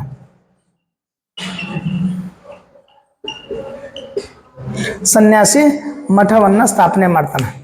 388ಕ್ಕೆ ಒಂದು ಸನ್ಯಾಸಿ ಮಠವನ್ನ ಅಲ್ಲಿ ಸ್ಥಾಪನೆ ಮಾಡ್ತಾನೆ.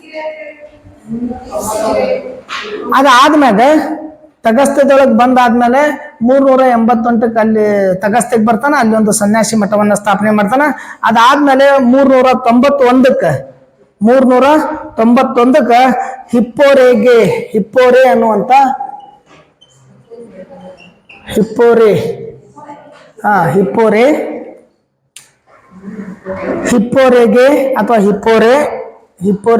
ಹಿಪ್ಪೋರೆದೊಳಗ ಅಲ್ಲಿ ಒಂದು ಏನಪ್ಪಾ ಅಂದ್ರೆ ಮಠವನ್ನ ಸ್ಥಾಪನೆ ಮಾಡ್ತಾನೆ. ಸೇಮ್ ಯಾಗ ತಗಾಸ್ತೆದೊಳಗ ಒಂದು ಸನ್ಯಾಸಿ ಮಠ ಐತಲ್ಲ ಹಂಗನೇ ವಾಪಸ್ 391ರೊಳಗ ಹಿಪ್ಪೋಗೆರೆ ಅನ್ನುವಂಥ ಮಠವನ್ನು ಸ್ಥಾಪಿಸ್ತಾನೆ. ಕ್ರಿಸ್ತ ಶಕ 391ರೊಳಗ ಹಿಪ್ಪೋಗೆರೆ ಅನ್ನೋದೊಳಗ ಮಠವನ್ನ ಸ್ಥಾಪನೆ ಮಾಡ್ತಾನೆ. ಅದಾದ್ಮೇಲೆ 396ಕ್ಕೆ ಬಿಷಪ್ ಆಗಿ ಕೆಲಸವನ್ನ ಪ್ರಾರಂಭ ಮಾಡ್ತಾನೆ. 396ಕ್ಕೆ ಬಿಷಪ್ ಅಂತೇಳಿ ಕೆಲಸ ಮಾಡ್ತಾನೆ. ಬಿಷಪ್ ಅಂತೇಳಿ ಕೆಲಸವನ್ನ ಆರಂಭ ಮಾಡ್ತಾನೆ. ಅದ್ರ ಜೊತೆ ಆ ಬಿಷಪ್ ಆಗಿ ಕೆಲಸ ಮಾಡ್ತಕ್ಕಂಥ ಸಂದರ್ಭದೊಳಗ ಲೌಕಿಕ ಪಾದ್ರಿಗಳು ಅಂತ ಇರ್ತಾರ, ಅಲೌಕಿಕ ಮತ್ತು ಲೌಕಿಕ ಅಂತೇಳಿ. ಒಂದು ಆಧ್ಯಾತ್ಮಿಕವಾಗಿರೋದು, ಒಂದು ಸಂಸಾರಿಕವಾಗಿರ್ತಕ್ಕಂಥವ್ರು. ಆ ಲೌಕಿಕ ಪಾದ್ರಿಗಳಿಗೆ ಏನಪ್ಪಾ ಅಂದ್ರೆ ತರಬೇತಿ ನೀಡ್ತಕ್ಕಂಥ ಕೆಲಸವನ್ನ ಮಾಡ್ತಾನ. ಅದ್ರ ಸಲುವಾಗಿ ಒಂದು ಶಾಲೆಯನ್ನ ತೆಗಿತಾನೆ. ಪಾದ್ರಿಗಳ ತರಬೇತಿ ಶಾಲೆ ಅಂತೇಳಿ ಒಂದು ಶಾಲೆಯನ್ನ ತೆಗಿತಾನೆ. ಸುಮಾರು 430ರವರೆಗೆ, ಕ್ರಿಸ್ತಶಕ 430ರವರೆಗೆ ವೇದಾಂತಗಳನ್ನ, ತತ್ವಶಾಸ್ತ್ರವನ್ನ ಓದ್ಕೊಂಡು ಅದಕ್ಕೆ ಸಂಬಂಧಪಟ್ಟಿರ್ತಕ್ಕಂಥ ಗ್ರಂಥಗಳನ್ನ ರಚನೆ ಮಾಡ್ತಾನ.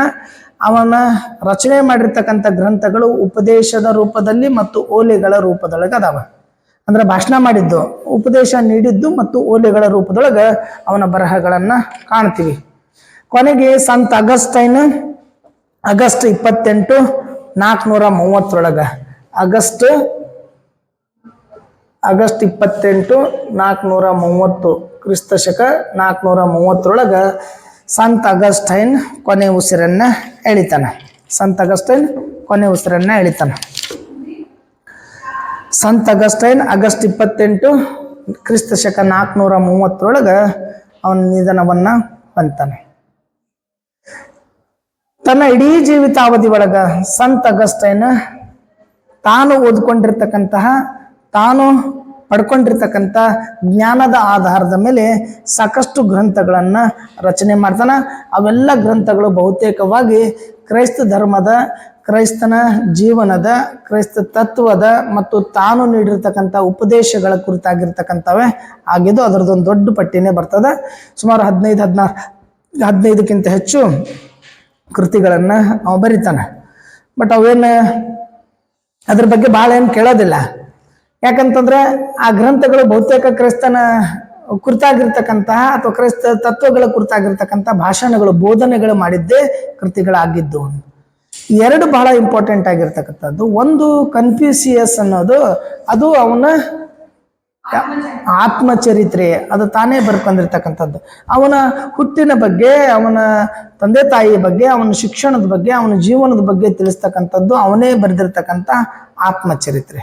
ಅದು ಅವನ ಬಗ್ಗೆ ತಿಳಿಸ್ತತಿ.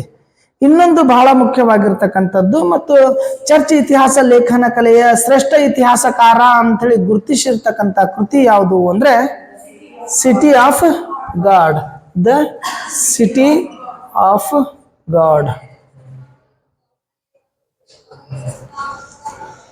City of god, the city of god ಅನ್ನೋದು ಬಹಳ ಮುಖ್ಯವಾಗಿರ್ತಕ್ಕಂಥ ಕೃತಿ. ಇದು ಒಂದು ಕೃತಿ ಬಗ್ಗೆ ಬರೆದ್ರೆ ಸಾಕ ಅಂತ ಅನ್ಕೊಂತೀನಿ. ಕೇಳಿದ್ರೆ ಕನ್ಫ್ಯೂಸಿಯಸ್ ಅಂತೇಳಿ ಅದ್ರದ್ದೊಂದು ಕೇಳಿದ್ರೆ ಕೇಳಬಹುದು. ಸಿಟಿ ಆಫ್ ಗಾಡ್ ಬಹಳ ಇಂಪಾರ್ಟೆಂಟ್. ಅದನ್ನು ಕೇಳಿದ್ರೆ ಅವನ ಆತ್ಮಚರಿತ್ರೆ ಯಾವುದು ಅಂತ ಕಾಂಪಿಟೇಟಿವ್ ಎಕ್ಸಾಮ್ದಾಗ ಕೇಳ್ಬಹುದು. ಸಂತ ಅಗಸ್ಟೈನ್ ಆತ್ಮಚರಿತ್ರೆ ಯಾವುದು ಅಂತ ಕೇಳ್ಬೋದು. ಇಲ್ಲ ಸಂತ ಅಗಸ್ಟೈನ್ ಕೃತಿಗಳಲ್ಲಿ ಇವುಗಳಲ್ಲಿ ಯಾವುದು ಸಂತ ಅಗಸ್ಟೈನ್ ಕೃತಿ ಅಂತ ಕೇಳ್ಬೋದು. ಇಲ್ಲಿ ಕೇಳಿದ್ರೆ 2 ಬಗ್ಗೆ ಕೇಳ್ತಾರ. ಒಂದು ಅವನ ಆತ್ಮಚರಿತ್ರೆದು, ಇನ್ನೊಂದು ಅವನನ್ನ ಇತಿಹಾಸಕಾರ, ಶ್ರೇಷ್ಠ ಇತಿಹಾಸಕಾರ ಅಂತ ಗುರುತಿಸಿರ್ತಕ್ಕಂಥ ಕೃತಿ ಅಂತ. ಬೇಕಾದ್ರೆ 15 ಕೃತಿಗಳದ್ದು ಬೇಕಾದ್ರೆ ಪಟ್ಟಿ ಬೇಕಂದ್ರೆ ಅದನ್ನ ಹೇಳ್ತೇನೆ ಅಂತ. ಇಲ್ಲಿ ಸಿಟಿ ಆಫ್ ಗಾಡ್ ಅಂತ ಏನು ಗ್ರಂಥ ಇದೆಯಲ್ಲ, ದ ಸಿಟಿ ಆಫ್ ಗಾಡ್ ಅಥವಾ ಸಿಟಿ ಆಫ್ ಗಾಡ್ ಅನ್ನುವಂಥ ಕೃತಿ, ಅದು ಇತಿಹಾಸವನ್ನ ತತ್ವಜ್ಞಾನದ ಕಡೆ ಒಯ್ಯುವಂತ ಕೃತಿ. ಸಿಟಿ ಆಫ್ ಗಾಡ್ ಅನ್ನುವಂಥ ಕೃತಿ ಇತಿಹಾಸವನ್ನ ತತ್ವಜ್ಞಾನದ ಕಡೆ ಒಯ್ಯುವಂತ ಕೃತಿ. ಕ್ರೈಸ್ತ ಧರ್ಮವನ್ನ ಪ್ರತಿಪಾದಿಸುವಂತಹ ಮಹತ್ವದ ಕೃತಿ ಅದು. ಇತಿಹಾಸವನ್ನ ತತ್ವಜ್ಞಾನದ ಕಡೆ ಒಯ್ಯುವಂತ ಕೃತಿ, ಕ್ರೈಸ್ತ ಧರ್ಮದ ತತ್ವಗಳನ್ನ ಪ್ರತಿಪಾದಿಸುವಂತ ಮತ್ತು ಸಮರ್ಥಿಸುವಂತ ಕೃತಿ. ಈ ಸಿಟಿ ಆಫ್ ಗಾಡ್ ಅನ್ನುವಂಥ ಕೃತಿ ಒಳಗ 22 ಭಾಗಗಳು ಅದಾವ. ಇದ್ರೊಳಗ 22 ಭಾಗಗಳು ಅದಾವ. ದ ಸಿಟಿ ಆಫ್ ಗಾಡ್ ಅನ್ನುವಂಥ ಕೃತಿ ಒಳಗ 22 ಪ್ರಧಾನವಾಗಿರ್ತಕ್ಕಂಥ ಭಾಗಗಳದಾವ. ಕ್ರಿಸ್ತಶಕ 413 ಬರ್ಯಾಕ ಪ್ರಾರಂಭ ಮಾಡ್ತಾನ. ಕ್ರಿಸ್ತಶಕ 413 ಬರ್ಯಾಕ ಪ್ರಾರಂಭ ಮಾಡ್ತಾನ. ಅದನ್ನ ಕ್ರಿಸ್ತಶಕ 426 ಮುಗಿಸ್ತಾನ. 426 22 ಭಾಗಗಳದಾವ. ಕ್ರಿಸ್ತಶಕ 413 ಬರ್ಯಾಕ ಪ್ರಾರಂಭ ಮಾಡ್ತಾನ. 426 ತನಕ ಅದನ್ನ ಬರೆದು ಮುಗಿಸ್ತಾನೆ. ಅಂದ್ರೆ ಅವನ ಸಿಟಿ ಆಫ್ ಗಾಡ್ ಅನ್ನುವಂತ ಕೃತಿ ಮುಖ್ಯವಾಗಿ ತತ್ವಜ್ಞಾನದ ಕಡೆ ಒಯ್ಯುವಂತದ್ದು, ಕ್ರೈಸ್ತ ಧರ್ಮದ ತತ್ವಗಳನ್ನ ಪ್ರತಿಪಾದನೆ ಮಾಡುವಂತಹ, ಕ್ರೈಸ್ತ ಧರ್ಮವನ್ನ ಸಮರ್ಥನೆ ಮಾಡ್ತಕ್ಕಂಥ ಕೃತಿ ಅದು. ಅದರೊಳಗೆ ಪ್ರಧಾನವಾಗಿ 22 ಭಾಗಗಳದಾವ. ಅದನ್ನ ಕ್ರಿಸ್ತ ಶಕ 413 ಬರೆಯಕ್ ಪ್ರಾರಂಭ ಮಾಡ್ತಾನ, 426 ಅದನ್ನ ಬರೆದು ಮುಗಿಸ್ತಾನ. ಇದ್ರೊಳಗೆ ಏನಪ್ಪಾ ಅಂದ್ರ ಕ್ರೈಸ್ತ ಧರ್ಮವನ್ನ ಸಮರ್ಥಿಸುವ ಮತ್ತು ಬೇರೆ ಬೇರೆ ಧರ್ಮದಲ್ಲಿರುವಂತಹ ದೋಷಗಳನ್ನ ಎತ್ತಿ ತೋರಿಸುವಂತಹ ಅಂಶಗಳು ಅದರ. ಕ್ರೈಸ್ತ ಧರ್ಮವನ್ನ ಸಮರ್ಥನೆ ಮಾಡಬೇಕು, ಎದರೊಳಗೆ ತಪ್ಪುಗಳದಾವಲ್ಲ ಆ ತಪ್ಪುಗಳನ್ನ ಎತ್ತಿ ತೋರಿಸುವಂತಹ ಬರಹಗಳಲ್ಲಿ ಅದಾವ. ಇನ್ನು ಬಹಳ ಜನರಿಗೆ ಪ್ರಶ್ನೆ ಕೇಳೋದೇನು ಅಂತಂದ್ರ, ಕ್ರೈಸ್ತ ಇತಿಹಾಸ ಲೇಖನ ಕಲೆಗೆ ಸಂತ ಅಗಸ್ಟೈನ್ನ ಕೊಡುಗೆ ಅಂತ ಕೇಳ್ತಾರೆ, ಅಥವಾ ಸಂತ ಅಗಸ್ಟೈನನ ಬರಹಗಳ ಲಕ್ಷಣಗಳು ಅಂತ ಕೇಳ್ತಾರೆ, ಇಲ್ಲ ಸಂತ ಅಗಸ್ಟೈನನ ವಿಚಾರಗಳು ಅಂತ ಕೇಳ್ತಾರೆ. ಅವನ ಬರಹದ ಲಕ್ಷಣ, ಅವನ ಕೊಡುಗೆ, ಅವನ ಬರವಣಿಗೆಯ ಲಕ್ಷಣಗಳು, ಅವನ ವಿಚಾರಧಾರೆಗಳು ಒಟ್ಟಿನೊಳಗೆ ಏನದಾವ ಅಂತಂದ್ರ ದ ಸಿಟಿ ಆಫ್ ಗಾಡ್ ಅನ್ನುವಂತ ಕೃತಿಯನ್ನ ಆಧರಿಸಿ, ಅಥವಾ ಕ್ರೈಸ್ತನ ಜೀವನ, ಬೋಧನೆ ಮತ್ತು ತತ್ವಗಳ ಕುರಿತಾಗಿರ್ತಕ್ಕಂಥವೇ ಅದಾವ. ಇದನ್ನೊಂದು ಸ್ಪಷ್ಟವಾಗಿ ತಿಳ್ಕೊಳ್ಬೇಕು. ಅಂದ್ರೆ ಅದೇ ವಿಚಾರಗಳನ್ನ ಆತ ಹೇಳ್ತಾನೆ, ಕ್ರೈಸ್ತನ ವಿಚಾರಗಳನ್ನ, ಕ್ರೈಸ್ತ ಧರ್ಮದ ವಿಚಾರಗಳನ್ನ, ತತ್ವಗಳ ವಿಚಾರಗಳನ್ನ, ಬೋಧನೆಗಳ ವಿಚಾರಗಳನ್ನ, ಕ್ರೈಸ್ತ ಧರ್ಮದಲ್ಲಿ ಇರ್ತಕ್ಕಂಥ ಪ್ರಮುಖವಾಗಿರ್ತಕ್ಕಂಥ ಅಂಶಗಳನ್ನ, ಅದನ್ನೇ ಏನಪ್ಪಾ ಅಂದ್ರ ಅವನು ಹೇಳ್ತಕ್ಕಂಥದ್ದು. ಅದು ಯಾವುದೋ ಪ್ರಶ್ನೆ ಕೇಳಿ, ಅವನು ಸಂತ ಅಗಸ್ಟೈನ ವಿಚಾರಗಳು ಅಂತ ಕೇಳಿ, ಅವನ ಬೋಧನೆಗಳಂತ ಕೇಳಿ, ಅವನ ಬರವಣಿಗೆ ಲಕ್ಷಣ ಅಂತ ಕೇಳಿ, ಅವನ ಕೊಡುಗೆ ಅಂತ ಕೇಳಿ, ಅದು ದ ಸಿಟಿ ಆಫ್ ಗಾಡ್ ಅನ್ನುವಂಥ ಕೃತಿಯನ್ನ ಆಧರಿಸಿ ಐತಿ. ಈ ಸಂತ ಅಗಸ್ಟೈನ್ನ ವಿಚಾರಧಾರೆಗಳು ಅಥವಾ ಕೊಡುಗೆಗಳು ಅಂತಂದಾಗ ನಮಗೆ ಮುಖ್ಯವಾಗಿ ಬರೋದೇನು ಅಂತಂದ್ರೆ, ಅವನಲ್ಲಿ ಒಂದು ವಿಚಾರ ಒಂದೇನು ಅಂತಂದ್ರೆ ಅದು ದೇವನಗರ ಮತ್ತು ಮೃತ್ಯು ನಗರ ಅನ್ನೋದು ಅವನ ಬರವಣಿಗೆಯೊಳಗೆ ಕಾಣ್ತೀವಿ. ಒಂದು ಅವನ ಕೊಡುಗೆ ಅಥವಾ ಅವನ ವಿಚಾರಗಳು, ವಿಚಾರ, ಲಕ್ಷಣ, ಕೊಡುಗೆ ಯಾವುದೇ ಇರಲಿ, ಇಷ್ಟು ಕೇಳಿದಾಗ ಇದ್ರಾಗ ಮುಖ್ಯವಾಗಿ ಬರೋದ ದೇವಲೋಕ,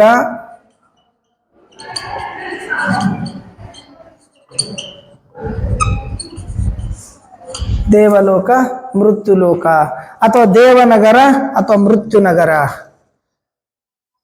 ದೇವನಗರ, ಮೃತ್ಯುನಗರ ಅಥವಾ ದೇವಲೋಕ ಅಥವಾ ಮೃತ್ಯುಲೋಕ ಅಂತೇಳಿ, ಅಥವಾ ಮಾನವ ನಗರ ಅಥವಾ ಲೌಕಿಕ ನಗರ ಅಂತ. ಈ ವಿಚಾರದ ಬಗ್ಗೆ ಸಂತ ಅಗಸ್ಟೈನ್ ಏನಪ್ಪಾ ಅಂದ್ರೆ ಪ್ರಸ್ತಾಪವನ್ನ ಮಾಡ್ತಾನೆ. ಇಲ್ಲಿ ಎರಡು ಮುಖ್ಯವಾಗಿರ್ತಕ್ಕಂಥದ್ದು, ಒಂದು ದೇವರದ ನಗರ, ಇನ್ನೊಂದು ಮನುಷ್ಯರ ನಗರ ಅಂತ, ಜನರದ್ದು ಅಂತ. ಮೃತ್ಯುಲೋಕ, ಎಲ್ಲಿ ಸಾವಾಗ್ತೈತೋ ಅದು ಮೃತ್ಯುಲೋಕ ಅಂತ. ಎಲ್ಲಿ ಸಾವಾಗ್ತೈತಿ ಅದು ಮೃತ್ಯುಲೋಕ. ಎಲ್ಲಿ ಹುಟ್ಟಾಗ್ತೈತಲ್ಲ ಅದು ಮೃತ್ಯುಲೋಕ. ಎಲ್ಲಿ ಹುಟ್ಟು ಮತ್ತು ಸಾವು ಎರಡೂ ಆಗ್ತಾವಲ್ಲ ಅದನ್ನ ಮೃತ್ಯುಲೋಕ ಅಂತ ಕರೀತಾರೆ. ಅದನ್ನ ಏನಪ್ಪಾ ಅಂತಂದ್ರೆ ಲೌಕಿಕ ನಗರ ಅಂತ ಕರೀತಾರೆ, ಅದನ್ನ ಮೃತ್ಯು ನಗರ ಅಂತ ಕರೀತಾರೆ. ಎಲ್ಲಿ ಹುಟ್ಟುನೂ ಆಗೋದಿಲ್ಲೋ, ಎಲ್ಲಿ ಸಾವುನೂ ಆಗೋದಿಲ್ಲ, ಅದನ್ನ ದೇವಲೋಕ ಅಂತ ಕರೀತಾರೆ, ದೇವನಗರ ಅಂತ ಕರೀತಾರೆ. ಕೆಲವರು ಬಹಳ ಜನ ಹೇಳ್ತಾರೆ ಸ್ವರ್ಗ ಮತ್ತು ನರಕದ ಕಲ್ಪನೆಯನ್ನ ಹೇಳ್ತಾರೆ. ಸ್ವರ್ಗ ಮತ್ತು ನರಕ, ಸ್ವರ್ಗ ಅಂತಂದ್ರೆ ಯಾವುದು, ನರಕ ಅಂತಂದ್ರೆ ಯಾವುದು ಅಂತ ನಾವು ಬಹಳಷ್ಟು ಜನ ಹೇಳ್ತಿರ್ತೀವಿ. ಸ್ವರ್ಗ ಎಲ್ಲಿ ಐತಿ ಅಂತಂದ್ರೆ ದೇವಲೋಕದಾಗ ಸ್ವರ್ಗ ಐತಿ ಅಂತ. ಮತ್ತೆ ದೇವಲೋಕದಾಗ ಸ್ವರ್ಗ ಐತಿ ಅಂತಂದ್ರೆ ಭೂಲೋಕದಾಗ ಏನೈತಿ? ಹಂಗಂದ್ರೆ ಇದ್ರ ಅರ್ಥ ದೇವಲೋಕದಾಗ ಸ್ವರ್ಗ ಐತಿ ಅಂದ್ರೆ ಭೂಲೋಕದಾಗ ನರಕ ಐತಿ ಅಂತ. ಆದ್ರೂ ಕೆಲವೊಂದು ಸಂದರ್ಭದಾಗ ಹೇಳ್ತಿರ್ತೀವಿ ಭೂಲೋಕವನ್ನೇ ಸ್ವರ್ಗ ಮಾಡ್ಕೊಳ್ಬಹುದು ಅಂತ. ಜೀವನ ಚೆನ್ನಾಗಿದ್ರೆ ಆ ಜೀವನ ನಡೆಸುವಂತ ಸ್ಥಳನ ಸ್ವರ್ಗ ಆಗ್ತೈತಿ ಅಂತ. ಮನಿ ಒಳಗೆ ಎಲ್ಲ ನೆಮ್ಮದಿ ಇತ್ತು ಅಂತಂದ್ರೆ, ಸುಖ ಶಾಂತಿ ಇತ್ತು ಅಂತಂದ್ರ ಮನೆ ಅಥವಾ ಸಂಸಾರ ಸ್ವರ್ಗ ಆಗ್ತೈತಿ ಅಂತ. ಇಲ್ಲಾಂದ್ರ ನರಕ ಆಗ್ತೈತಿ, ಇಲ್ಲಾಂದ್ರ ಮೃತ್ಯು ಲೋಕ ಆಗ್ತೈತಿ, ಮೃತ್ಯು ನಗರ ಆಗ್ತೈತಿ ಅಂತ. ಮೃತ್ಯು ನಗರದೊಳಗ ಹುಟ್ಟು ಮತ್ತು ಸಾವು ಎರಡೂ ಆಗ್ತಾವ. ದೇವನಗರದೊಳಗ ಹುಟ್ಟು ಆಗೋದಿಲ್ಲ, ಸಾವುನು ಆಗೋದಿಲ್ಲ. ಅದು ಅಜ್ರಾಮರವಾಗಿರ್ತಕ್ಕಂಥದ್ದು ಅಂತ. ಅದನ್ನೇ ಏನಪ್ಪಾ ಅಂದ್ರ ಸಂತ ಅಗಸ್ಟೈನ್ ತನ್ನ ಬೋಧನೆಗಳೊಳಗ ಹೇಳ್ಕೊಂತ ಬರ್ತಾನೆ.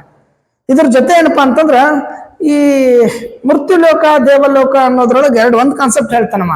ಚರ್ಚ್ಗಳು ಏನದಾವಲ್ಲ, ಆ ಚರ್ಚ್ಗಳು ಏನಪ್ಪ ಅಂದ್ರೆ ದೇವಲೋಕಗಳು ಇದ್ದ ಹಾಗ. ಯಾಕಂದ್ರೆ ಅವ ಕ್ರೈಸ್ತ ಧರ್ಮದ ಅಥವಾ ಕ್ರೈಸ್ತನ ತತ್ವ ಮತ್ತು ಬೋಧನೆಗಳನ್ನ ಹೇಳ್ತಿರ್ತಾನಲ್ಲ.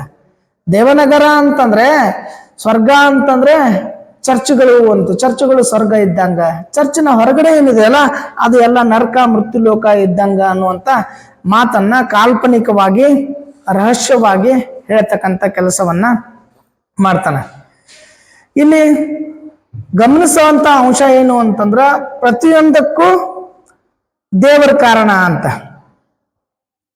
ಒಂದು ಶರೀರ ಸುಖಕ್ಕಾಗಿ ಯಾರು ಶರೀರ ಸುಖಕ್ಕಾಗಿ ಇರ್ತಾರೋ ಅವರು ಮೃತ್ಯು ಲೋಕದಲ್ಲಿ ಇರ್ತಾರ ಅಂತ. ಶರೀರ ಸುಖಕ್ಕಾಗಿರೋದು ಅಂತ ಬಹಳ ಜನ ಹೇಳ್ತಿರ್ತಾರ. ಯಾವುದು ನಶ್ವರ? ನಶ್ವರ ಯಾವುದು? ಹೊಟ್ಟೆ ಸಾಯ್ಲಾರ್ದ ಯಾವ್ದಂತ? ದೇಹ ನಾಶ ಆಗ್ತೈತಿ, ಆತ್ಮಕ್ಕ ನಾಶ ಆಗೋದಿಲ್ಲ ಅಂತ. ಆತ್ಮ ಮತ್ತೆ ಎಲ್ಲಿ ಹೋಗ್ತದ? ಆತ್ಮ ಪರಮಾತ್ಮನ ಕಡೆ ಹೋಗ್ತದ ಅಂತ. ಆತ್ಮ ಪರಮಾತ್ಮನ ಕಡೆ ಹೋಗ್ತೈತಿ. ಒಂದ್ ವೇಳೆ ಆತ್ಮ ಪರಮಾತ್ಮನ ಕಡೆ ಹೋಗ್ಲಿಲ್ಲ ಅಂದ್ರೆ, ಆತ್ಮ ಪರಮಾತ್ಮನ ಕಡೆ ಹೋಗ್ಲಿಲ್ಲ ಅಂದ್ರೆ ಪ್ರೇತಾತ್ಮ ಅಂತ ಆಗ್ತದ. ಅವ್ರ ಮೈಯಾಗ ಇವ್ರ ಮೈಯಾಗ ಗಾಳಿ ಆತು, ದೇವ್ ಬಡ್ಕಂತು ಅಂತ ಅನ್ಕಂತ. ಕ್ರೈಸ್ತ ಧರ್ಮದ ತತ್ವದ ಆಧಾರದ ಮೇಲೆ ಖರೆ, ಹಿಂದೂ ಧರ್ಮದ ತತ್ವದ ಆಧಾರದ ಮೇಲೆ ಖರೆ, ಇಸ್ಲಾಂ ಧರ್ಮದ ತತ್ವದ ಆಧಾರದ ಮೇಲೆ ಖರೆ, ತತ್ವಗಳ ಆಧಾರದ ಮೇಲೆ ಖರೆ, ಅವರವರ ಜ್ಞಾನದ ಆಧಾರದ ಮೇಲೆ ಖರೆ ಮತ್ತು ಸುಳ್ಳು. ಯಾಕಂದ್ರೆ ಆ ಧರ್ಮದಲ್ಲಿ ಉಲ್ಲೇಖಗಳನ್ನ ಕೊಡ್ತಾರ. ಒಳ್ಳೆದ್ದು ಮತ್ತು ಕೆಟ್ಟದ್ದು ಆತ್ಮ ಪರಮಾತ್ಮನ ಕಡೆ ಹೋಗೋದು, ಆತ್ಮ ಪ್ರೇತಾತ್ಮ ಆಗಿರೋದು ಅಂತ ಹೇಳ್ತಾರೆ. ಮುಸ್ಲಿಮ್ಸ್ ಹೇಳ್ತಿರ್ತಾರೆ ಜಿನ್ ಅಂತಾರ. ಜಿನ್ ಅದ್ರೊಳಗೆ ಎರಡು ಹೇಳ್ತಾರ, ಒಂದು ಒಳ್ಳೆದ್ದು ಒಂದು ಕೆಟ್ಟದ್ದು ಅಂತ. ಹಾಗೇನೇನಪ್ಪ ಅಂದ್ರೆ ಇಲ್ಲಿ ದೆವ್ವ ಅಂತ ಕರೀತಾರೆ, ಪ್ರೇತಾತ್ಮ ಅಂತ ಕರೀತಾರೆ, ಆತ್ಮ ಪರಮಾತ್ಮನ ಕಡೆ ಹೋಯ್ತು ಅಂತ ಕರೀತಾರೆ. ಅದೇ ಕಲ್ಪನೆ ಏನಪ್ಪಾ ಅಂದ್ರೆ ಸಂತ ಅಗಸ್ಟೈನ್ ತನ್ನ ಬರಹಗಳಲ್ಲಿ ಹೇಳ್ತಕ್ಕಂಥ ಕೆಲಸ. ಇಸ್ಲಾಂ ಧರ್ಮದಲ್ಲಿ ಪ್ರೇತಾತ್ಮ ಆಗೋದು ಕಡಿಮೆನೋ, ಹಿಂದೂ ಧರ್ಮದಲ್ಲಿ ಪ್ರೇತಾತ್ಮ ಆಗೋದು ಕಡಿಮೆನೋ ಇದ್ರದ್ದ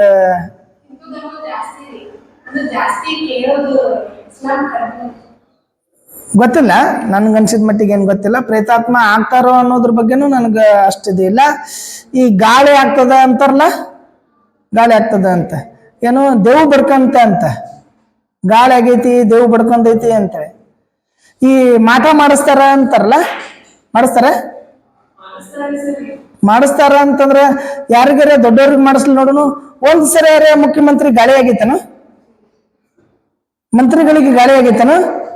ಅನಿಲ್ ಅಂಬಾನಿ, ಮುಖೇಶ್ ಅಂಬಾನಿ, ನೀರವ್ ಮೋದಿ, ವಿಜಯ್ ಮಲ್ಯ, ದೊಡ್ಡ MLA ಗಳಿಗೆ MP ಗಳಿಗೆ ಗಾಳಿ ಶಕಾದು ಆಗೈತಿ? ಅವರು ಎಲ್ಲ ಕಡೆ ಅಡ್ಡಾಡ್ತಿರ್ತಾರಲ್ಲ. ಶ್ರೀಮಂತರಿಗೆ ಆಗ್ಯದನು? ದೇವ್ ಬಡ್ಕೊಂಡವನು? ಹೋಗ್ಲಿಪ್ಪ ಮಾಡಿಸೋದಿದ್ರ ನೋಡೋಣ ಮಾಡಿಸ್ರಿ, ದೊಡ್ಡ ವ್ಯಕ್ತಿಗಳಿಗೆ ಮಾಡಿಸ್ರಿ. MLA ನೀವು ಹೋದ ತಕ್ಷಣ ಎದ್ ನಿಂದಿರ್ಬೇಕು, ನೀವು ಹೋದ ತಕ್ಷಣ ಬರ್ರಿ ಅನ್ಬೇಕು, ನೋಡೋಣ ಮಾಡಿಸ್ರಿ.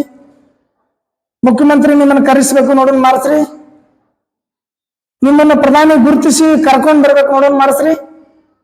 ಎಲ್ಲರೂ ಇಂಟರ್ವ್ಯೂಗೆ ಹೋಗಿರ್ತೀರಿಪ್ಪ, ಇಂಟರ್ವ್ಯೂಗೆ ಹೋದ್ಮೇಲೆ ಇಂಟರ್ವ್ಯೂ ತಗೊಳ್ಳೋರು ನಿಮಗೇನೋ ಪ್ರಶ್ನೆ ಕೇಳಬಾರ್ದು, ಹಂಗ ಮಾಡಿಸ್ರಿ.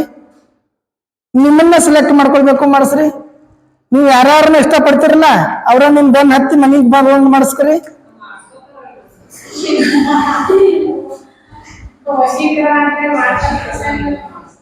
ಹಂಗ ವಶೀಕರಣ ಮಾಡ್ತಿದ್ರ, ನಾ ಹೇಳಕ್ದಲ್ಲ. ವಶೀಕರಣ ಮಾಡೋರಿದ್ರಿ ಅಂತಂದ್ರ ಆ ವಶೀಕರಣ ಮಾಡ್ಲಿಲ್ಲ. MLA, MP, ಮಿನಿಸ್ಟರ್ಗಳು, ಶ್ರೀಮಂತರು ಏನದಾರಲ್ಲ ವಶೀಕರಣ ಮಾಡ್ಲಿ. ಇನ್ನ ಸಲ್ಮಾನ್ ಖಾನ್ ಮದುವೆ ಆಗಿಲ್ಲ, ನೋಡ್ರಿ ವಶೀಕರಣ ಮಾಡ್ಕರಿ, ಆಗ್ತೈತೇನ? ಅಲ್ಲ, ವಶೀಕರಣ ಅಂತಂದ್ರೆ ಮಾಡ್ಬೇಕಲ್ಲ. ಅವ್ರಿಗೆ ಯಾಕೆ ದೇವ್ ಬರಂಗಿಲ್ಲ?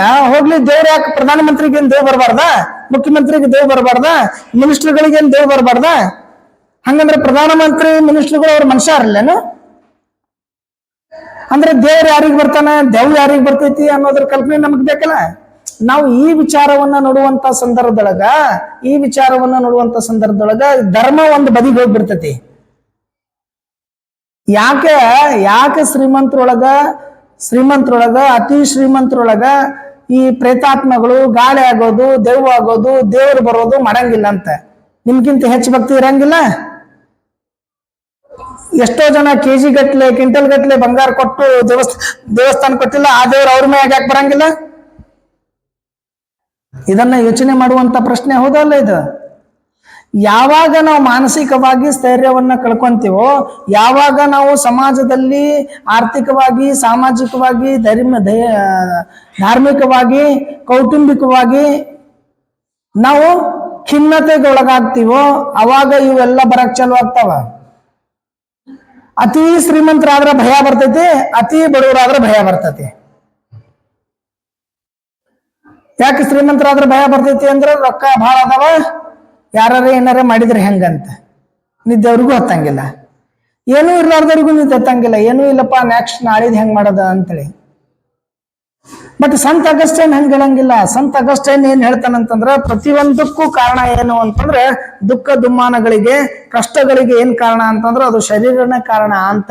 ನಾವು ಶರೀರ ಸುಖಕ್ಕಾಗಿನೇ ಎಲ್ಲಾರು ಪ್ರವಚನ ಹೇಳುವಾಗ ಹೇಳ್ತಿರ್ತಾರೆ, ಶರೀರ ಸುಖ ಇಂಪಾರ್ಟೆಂಟ್ ಅಲ್ಲ, ಮಾನಸಿಕ ಸುಖ ಇಂಪಾರ್ಟೆಂಟು ಅಂತ. ಮಾನಸಿಕವಾಗಿ ನೆಮ್ಮದಿ ಇದ್ರೆ ಸಾಕು ಅಂತ. ಮತ್ ಸಂತ ಅಗಸ್ಟೈನ್ ಇದನ್ನು ಹೇಳ್ತಾನ, ಮಾನಸಿಕವಾಗಿ ನೆಮ್ಮದಿ ಇದ್ರೆ ಸಾಕು ಅಂತಂದ್ರೆ ಹೊಟ್ಟೆ ತುಂಬುತ್ತೇನು ಅಂತ ಕೇಳ್ತಾನೆ ಸಂತ ಅಗಸ್ಟೈನ್. ಅದಕ್ಕೆ ಅವ ದೇವ ಮತ್ತು ಮೃತ್ಯು ಲೋಕದ ಕಲ್ಪನೆಯನ್ನ ಕೊಡ್ಕೊಂತ ಹೋಗ್ತಾನೆ. ಇನ್ನೊಂದು ಸಂತ ಅಗಸ್ಟೈನ್ ಮಾಡ್ತಕ್ಕಂಥ ಕೆಲಸ ಏನು, ಒಂದು ಬರವಣಿಗೆಗಳಿಗೆ ಏನ್ ನೋಡ್ಬೇಕು ಅಂತಂದ್ರೆ ಮನುಷ್ಯ ಹೇಗ್ ಬದುಕಬೇಕು ಅನ್ನೋದನ್ನ ಹೇಳ್ತಾನ. ಎರಡು ಪ್ರಕಾರವಾಗಿ, ಒಂದು ಅವ ಹೆಂಗ್ ಬದುಕಬೇಕು ಅನ್ನೋದು. ಹೆಂಗ್ ಬದುಕಬೇಕು ಅಂತಂದ್ರ ದೇವರ ಹಾಗೆ ಬದುಕಬೇಕನೋ ಏನು ಮನುಷ್ಯರಾಗಿ ಬದುಕಬೇಕು? ಮನುಷ್ಯನ ಬದುಕಿನ ಕುರಿತು ಅವನ ಬರಹಗಳಾದವ.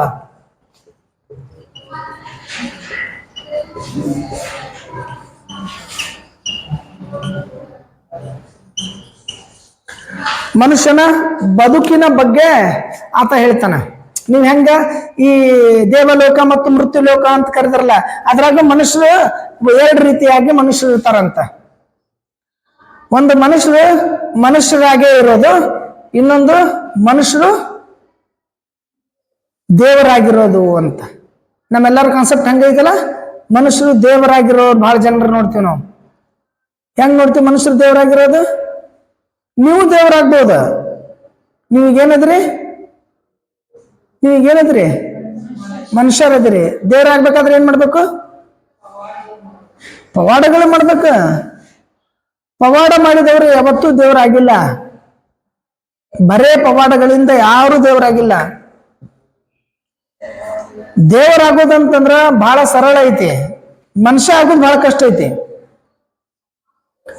ದೇವರಾಗ್ಬೇಕಂದ್ರೆ ಏನ್ ಮಾಡ್ಬೇಕು ಅಂತಂದ್ರ ಮೊದಲು ಸುಳ್ಳು ಹೇಳೋದು ಬಿಡ್ಬೇಕ, ಮತ್ತೊಬ್ಬರ ಬಗ್ಗೆ ಮಾತಾಡೋದು ಬಿಡ್ಬೇಕ, ಹಿಂದ್ ಮಾತಾಡೋದು ಬಿಡ್ಬೇಕ, ಚಾಡಿ ಹೇಳೋದು ಬಿಡ್ಬೇಕ, ಬೈಯೋದು ಬಿಡ್ಬೇಕ, ಜಗಳಾಡೋದು ಬಿಡ್ಬೇಕ, ಅದೇ ಬೇಕು ಅನ್ನೋದು ಬಿಡ್ಬೇಕ, ಹಠಗಳನ್ನ ಬಿಡ್ಬೇಕ, ಗಳಿಸಿಡೋದನ್ನ ಬಿಡ್ಬೇಕ, ತಲೆ ಹಿಡಿಯೋದು ತಲೆ ಒಡೆಯೋದು ಬಿಡ್ಬೇಕ. ಆಟೋಮೆಟಿಕ್ ಆಗಿ ಏನಪ್ಪಾ ಅಂತಂದ್ರ ಮನುಷ್ಯ ದೇವರಾಗಕ್ ಪ್ರಾರಂಭ ಮಾಡ್ತಾನೆ. ಮನುಷ್ಯ ದೇವರಾಗ್ಬೇಕಂದ್ರೆ ಇಷ್ಟೇ ಕೆಲಸ ಮಾಡೋದೆ. ಮನುಷ್ಯ ಆಗ್ಬೇಕಂದ್ರೆ ಬಹಳ ಕೆಲಸ ಮಾಡ್ಬೇಕ, ದುಡಿಬೇಕು, ಕಷ್ಟಪಡ್ಬೇಕು, ತುಡುಗ್ ಮಾಡ್ಬೇಕು, ತಲೆ ಹಿಡಿಬೇಕು, ತಲೆ ಹೊಡಿಬೇಕು, ಮೋಸ ಮಾಡ್ಬೇಕು, ಹಿಂದ್ ಹೇಳ್ಬೇಕು, ಸುಳ್ಳು ಹೇಳ್ಬೇಕು, ಅವ್ರ ಮೇಲೆ ಇವ್ರು ಎತ್ತು ಕಟ್ಟಬೇಕು, ಸುಮ್ಮನೆ ಹೇಳಾರ್ದು ಹುಟ್ಟಿಸ್ಕೊಂಡು ಹೇಳ್ಬೇಕು. ಇದೆಲ್ಲ ಆದ್ರೆ ಮನುಷ್ಯ ಆಗ್ತಾನಂತ. ಸಂತ ಅಗಸ್ಟೈನ್ ಹೇಳೋದು, ಸಮಾಜದೊಳಗೆ ಏನಪ್ಪಾ ಅಂದ್ರೆ ಅವ್ರು ಹೇಳ್ತಕ್ಕಂಥದ್ದು, ಮಾನವ ಕುಲಕೋಟಿ ಒಳಗೆ ಎರಡು ವರ್ಗಗಳದಾವ. ಒಂದು ಮನುಷ್ಯನಾಗಿರೋದು, ಮನುಷ್ಯ ದೇವ ಆಗಿರೋದು ಅಂತ. ನಾವ್ ಅದಕ್ಕೆ ಸಿದ್ದೇಶ್ವರ ಸ್ವಾಮಿಗಳನ್ನ ನಡೆದಾಡು ದೇವ್ರು ಅಂತ ಕರಿತಿದ್ದೀವಿ. ನಾವ್ ಅದಕ್ಕೆ ಹೇಳೋದು, ಸಿದ್ದೇಶ್ವರ ಶ್ರೀಗಳನ್ನ ನಡೆದಾಡು ದೇವ್ರು ಅಂತ ಯಾಕೆ ಕರಿತಿದೀವಿ ಅಂತಂದ್ರೆ, ಸಿದ್ದೇಶ್ವರ ಸ್ವಾಮಿಗಳು ನನಗೆ ಹೊಲ ಬೇಕು, ನನ್ಗೆ ಆಸ್ತಿ ಬೇಕು, ನನ್ಗೆ ಸಂಪತ್ತು ಬೇಕು, ನನ್ಗೆ ರೊಕ್ಕ ಬೇಕು, ನೌಕರಿ ಬೇಕು, ಹೆಂಡತಿ ಬೇಕು, ಮಕ್ಳು ಬೇಕು, AC ಬೇಕು, ಇವ್ ಯಾವುದನ್ನ ಸಿದ್ದೇಶ್ವರ ಶ್ರೀಗಳು ಕೇಳಿಲ್ಲ. ಅವ್ರು ಯಾವತ್ತೂ ಸುಳ್ಳು ಹೇಳಿಲ್ಲ, ಮತ್ತೊಬ್ಬರಿಗೆ ಬೈಲಿಲ್ಲ, ಮತ್ತೊಬ್ಬರಿಗೆ ಹಿಂದಾಡ್ಲಿಲ್ಲ, ಮತ್ತೊಬ್ಬರ ಬಗ್ಗೆ ಏನೂ ಕೇಳಿಲ್ಲ. ದೇವರಾಗ್ಬಿಟ್ರು ಅಂತ. ಸಂತ ಅಗಸ್ಟೈನ್ ಹೇಳೋದು ಇಷ್ಟೇ, ಮನುಷ್ಯ ತನ್ನ ದೇವರಾಗೋದು ಯಾವಾಗ ಅಂತಂದ್ರೆ, ಸಂತ ಅಗಸ್ಟಿನ್ ಹೇಳೋದು ಮನುಷ್ಯ ದೇವ್ರು ಯಾವಾಗ ಆಗ್ತಾನಂತಂದ್ರೆ, ಮನುಷ್ಯ ದೇವರು ಹೆಂಗ್ ಆಗ್ತಾನಂತಂದ್ರೆ, ಮನುಷ್ಯ ಹೆಂಗ್ ಆಗ್ತಾನಂತಂದ್ರೆ ತನ್ನ ಕರ್ಮಗಳಿಂದ ಮನುಷ್ಯ ಆಗ್ತಾನಂತ. ತನ್ನ ಕರ್ಮಗಳಿಂದ ಏನಪ್ಪಾ ಅಂದ್ರೆ ದೇವರಾಗ್ತಾನೆ. ಆ ಮನುಷ್ಯನಾಗೋದು, ಮನುಷ್ಯ ದೇವನಾಗೋದು ಮನುಷ್ಯನ ಕೈಯಲ್ಲಿದೆ ಅಂತ. ಅವ ಹೆಂಗ್ ಕೆಲಸ ಮಾಡ್ತಾನಲ್ಲ ಹಂಗ. ಸುಳ್ಳು ಹೇಳಾಕತ್ರಿ ಅಂತಂದ್ರೆ ಸ್ವಾಭಾವಿಕ ಅಂತ. ಅವೇನ್ ತಗೋ ಸುಳ್ಳು ಹೇಳ್ತಾನ ತಗೋ, ಆಕೇನ್ ತಗೋ ಸುಳ್ಳು ಹೇಳ್ತಾಳ ತಗೋ. ಬೆಳಗೊಮ್ಮೆ ನಮ್ಗಮ್ಗ ಆತ್ಮಸಾಕ್ಷಿಗಳು ಇರ್ತಾವ. ನಾವ್ ಅವಾಗ ಹೇಳ್ತಿರ್ತೀವಿ, ಏನ್ ಹೇಳ್ತಿರ್ತೀವಿ ಅಂತಂದ್ರ, ಇಲ್ಲ ಆಕೆ ಸುಳ್ಳು ಹೇಳಂಗಿಲ್ಲ ಅಂತ ನಮಗ್ ಗೊತ್ತಿರ್ತೈತಿ. ಆಕೆ ಸುಳ್ಳು ಹೇಳಂಗಿಲ್ಲ. ನಮ್ ಕ್ಲಾಸ್ನಾಗ ಒಬ್ಬಕಿನ ಸುಳ್ಳು ಹೇಳಂಗಿಲ್ಲ ನೋಡ. ಹಂಗಂದ್ರೆ ಆಕೆ ಒಬ್ಬಕಿನ ಸುಳ್ಳು ಹೇಳಂಗಿಲ್ಲ ಅಂದ್ರೆ ಅದ್ರಾಗ ನಾನು ಬಂದಿನಿ, ನಾನು ಸುಳ್ಳು ಹೇಳ್ತೀನಿ ಅಂತ. ಹೌದಲ್ಲ? ಆಕೆ ಒಬ್ಬಕಿನ ಸುಳ್ಳು ಹೇಳಂಗಿಲ್ಲ ಅಂತಂದ್ರೆ ನಾನು ಸುಳ್ಳು ಹೇಳ್ತೀನಿ ಅನ್ನೋದು ಅರ್ಥ. ಅದು ಕಂಪೇರ್ ಮಾಡುವಾಗ ಮಾಡ್ತಿರ್ತೀವಿ ನಾವು. ಅದಕ್ಕೆ ನೀವು ಏನಾರೇ ಆಗ್ರಿ, ಮನುಷ್ಯ ಅದ್ರೊಳಗೆ ಮತ್ತೆ ಏನಪ್ಪಾ ಅಂದ್ರೆ ವಿಭಾಗ ಮಾಡ್ಕೊಂತಾನ. ಒಳ್ಳೆಯ ಗುಣಗಳಿಂದ ಮನುಷ್ಯನಾಗೋದು ಮತ್ತು ಕೆಟ್ಟ ಗುಣಗಳಿಂದ ಮನುಷ್ಯ ಆಗೋದು. ಒಳ್ಳೆ ಮನುಷ್ಯ ಆದಾನೆ, ಕೆಟ್ಟ ಮನುಷ್ಯ ಆದಾನೆ. ಒಳ್ಳೆ ಮನುಷ್ಯ, ಕೆಟ್ಟ ಮನುಷ್ಯ. ಮನುಷ್ಯರೊಳಗೆ ಏನಪ್ಪಾ ಅಂದ್ರೆ ಎರಡು, ಒಳ್ಳೆ ಮನುಷ್ಯ, ಕೆಟ್ಟ ಮನುಷ್ಯ. ಅದ್ರೊಳಗೆ ಇನ್ನೊಂದು ಭಾಗ ಏನಪ್ಪಾ ಅಂದ್ರೆ ಮನುಷ್ಯ ದೇವರಾಗಿರೋದು ಅಂತ, ದೇವರ ಹಾಗೆ ಇರೋದು ಅಂತ. ಅದನ್ನ ಸಂತ ಅಗಸ್ಟಿನ್ ಏನಪ್ಪಾ ಅಂದ್ರೆ ಪ್ರತಿಪಾದನೆ ಮಾಡ್ತಾನೆ. ಕೆಲವೊಂದು ಸಂದರ್ಭದಾಗ ಹೇಳ್ತಾನ, ತಾನು ಮಾಡಿರ್ತಕ್ಕಂಥ ಪೂರ್ವ ಕರ್ಮಗಳು ಮತ್ತು ಸದ್ಯದ ಕರ್ಮಗಳನ್ನ ಆಧಾರದ ಮೇಲೆ ಮನುಷ್ಯ ಕೆಲಸ ಮಾಡ್ತಾನಂತ. ನಾವು ಬಹಳ ಸರಿ ಹೇಳ್ಕೊಂತಿರ್ತೀವಿ, ಯಾವ್ದಾದ್ರು ಒಳ್ಳೇದಾಗ್ಲಿ ಯಾವ್ದಾದ್ರು ಕೆಟ್ಟದ್ದಾಗ್ಲಿ, ಅವಾಗ ಏನಂತೀವಿ,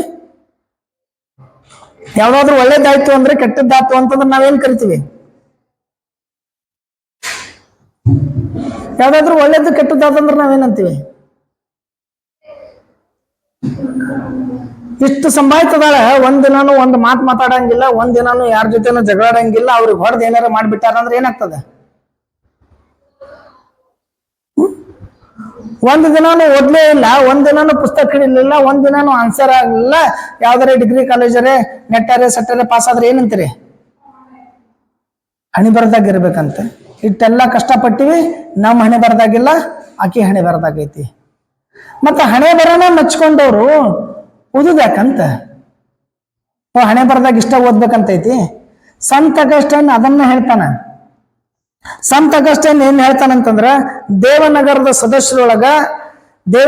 ಸದಸ್ಯರೊಳಗ ಒಂದು ದೇವರ ಅನುಗ್ರಹಕ್ಕೆ ಪಾತ್ರರಾದವರು, ದೇವರ ಪ್ರೀತಿಗೆ ಪಾತ್ರರಾದವರು, ದೇವರ ಸ್ನೇಹಕ್ಕೆ ಪಾತ್ರರಾದವರು, ದೇವರ ಕರುಣೆಗೆ ಪಾತ್ರರಾದವರು, ಅದ್ರ ಜೊತೆ ಏನಪ್ಪಾ ಅಂತಂದ್ರ ದೇವರಿಂದ ನಿರ್ಲಕ್ಷ್ಯಕ್ಕೊಳಗಾದವರು. ಎರಡು ರೀತಿ ಕಾಣ್ತೇವೆ ಇದ್ರ, ದೇವರಿಂದ ಅನುಗ್ರಹ ಮತ್ತು ನಿರ್ಲಕ್ಷ್ಯಕ್ಕೊಳಗಾದವರು.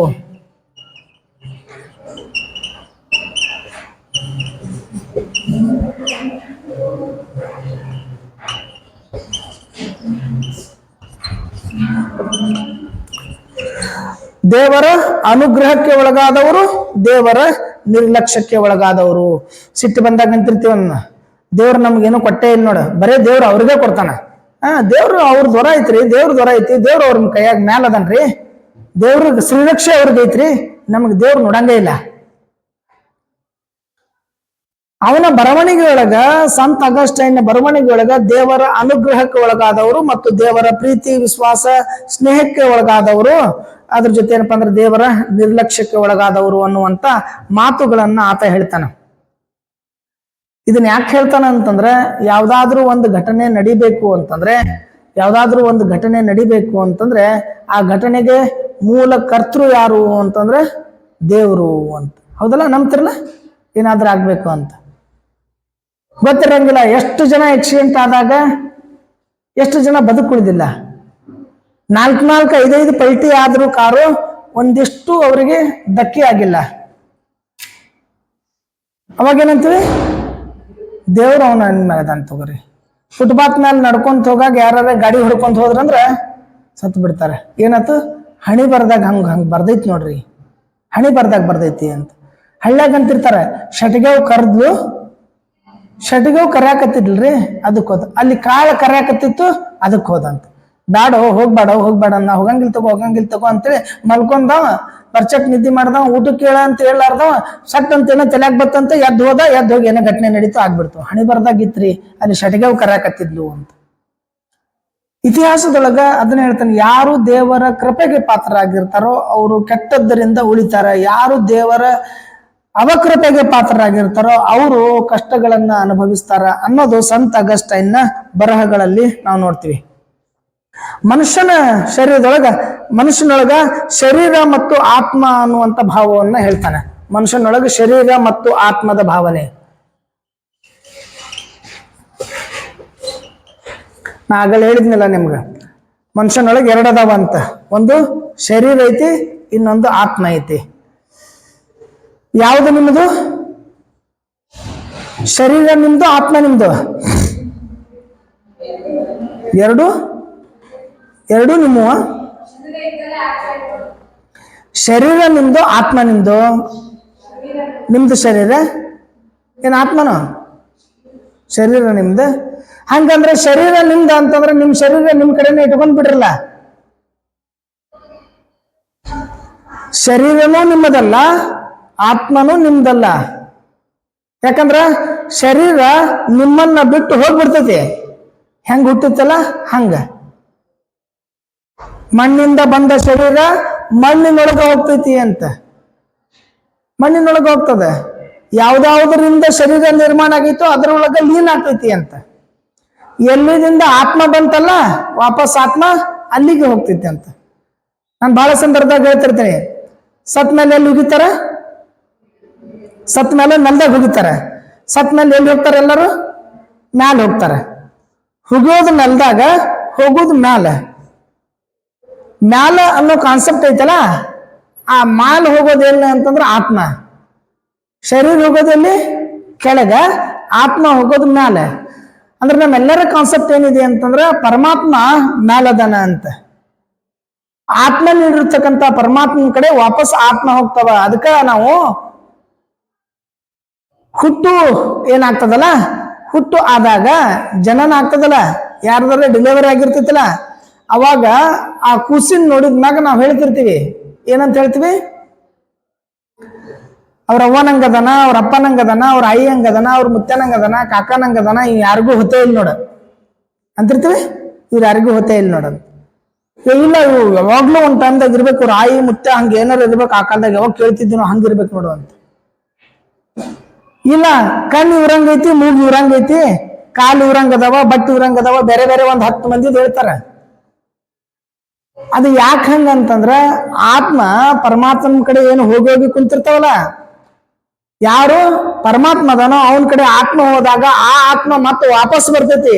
ಜೀನ್ಸ್ ಅಂತ ಕರಿತೀವಲ್ಲ ನಾವು, ವಂಶವಾಹಿನಿ ಅಂತ ಕರಿತೀವಲ್ಲ, ಹಂಗ ವಾಪಸ್ ಏನಪ್ಪಾ ಅಂದ್ರ ಬಂದಾಗ ಆ ಜೀನ್ಸ್ ಏನಪ್ಪಾ ಅಂದ್ರ ನಮ್ಮಲ್ಲಿ ನಮ್ಮ ದೇಹದೊಳಗ ವಿಭಿನ್ನತೆಯನ್ನ ಹುಟ್ಟಾಗ್ತೈತಿ. ಮೂಗೊಬ್ಬರದಂಗ್ ಬೇರೆ, ಕಣ್ಣೊಬ್ಬರಂಗ್ ಬೇರೆ, ಕೈ ಒಬ್ಬರದಂಗ್ ಬೇರೆ, ನಡುವ ಸ್ಟೈಲ್ ಬೇರೆ, ಮಾತಾಡೋದು ಬೇರೆ. ಒಬ್ಬರಿಗೆ ಹೋಲಂಗಿಲ್ಲ, ಎಲ್ಲರಿಗೂ ಮನೆಯ ಕುಟುಂಬದ ಹಿಂದೊಂದು 2, 3, 4 ತಲೆಮಾರದವ್ರದ್ದು ಹೋಲ್ತಾರಲ್ಲ.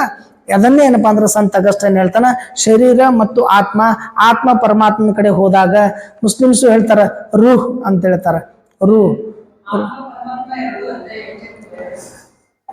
ಪರಮಾತ್ಮ ಅಂತಂದ್ರೆ ಯಾರು ಅಂತಂದ್ರೆ ಸೃಷ್ಟಿಯನ್ನ ಮಾಡಿದಂತ ಸೃಷ್ಟಿಕರ್ತ ಅಂತ. ಅವನ ಕಡೆ ಆತ್ಮ ಹೋಗ್ತೈತಿ. ಆತ್ಮ ನಮ್ದು, ನಮ್ಮ ಆತ್ಮವನ್ನು ಕೊಟ್ಟವನೇ ಪರಮಾತ್ಮ ಅಂತ. ಯಾರು ಅಂತ ಗೊತ್ತಿಲ್ಲ. ಬಟ್ ಮನುಷ್ಯ ಅಲ್ಲ. ಹಂಗ ಮನುಷ್ಯನ ಕೈಯಾಗ ಇತ್ತು ಅಂತಂದ್ರ ಊರೆಲ್ಲ ಡಾಕ್ಟರ್ ಕಡೆ ಅವಶ್ಯಕತೆನೇ ಇರ್ಲಿಲ್ಲ ಹೋಗೋದು. ಊರ್ದೆಲ್ಲ ಮಾಡೋ ಅವಶ್ಯಕತೆ ಇಲ್ಲ. ಯಾವಾಗ ಏನಾಗ್ತಾ ಇರಬೇಕು ಅದು ಆಗೇ ಆಗ್ತೈತಿ. ನೀವು ಸಾಯೋ ತನಕ ಡಾಕ್ಟರ್ ಕಡೆ ಹೋದ್ರೆ ಕೆಲವೊಬ್ರಿಗೆ ಮಕ್ಕಳೇ ಆಗಂಗಿಲ್ಲ, ಕೆಲವೊಬ್ರಿಗೆ ಡಾಕ್ಟರ್ ಕಡೆ ಹೋಗೋದೇ ಇಲ್ಲ, ಮಕ್ಳಾಗ್ತಾವ. ಮದುವೆ ಆದ್ಮೇಲೆ ಮಕ್ಳಾಗ್ಬೇಕಂತ ರೂಲ್ಸ್ ಇಲ್ಲಲ್ಲ, ಏನದಾವ? ಏನಿಲ್ಲ.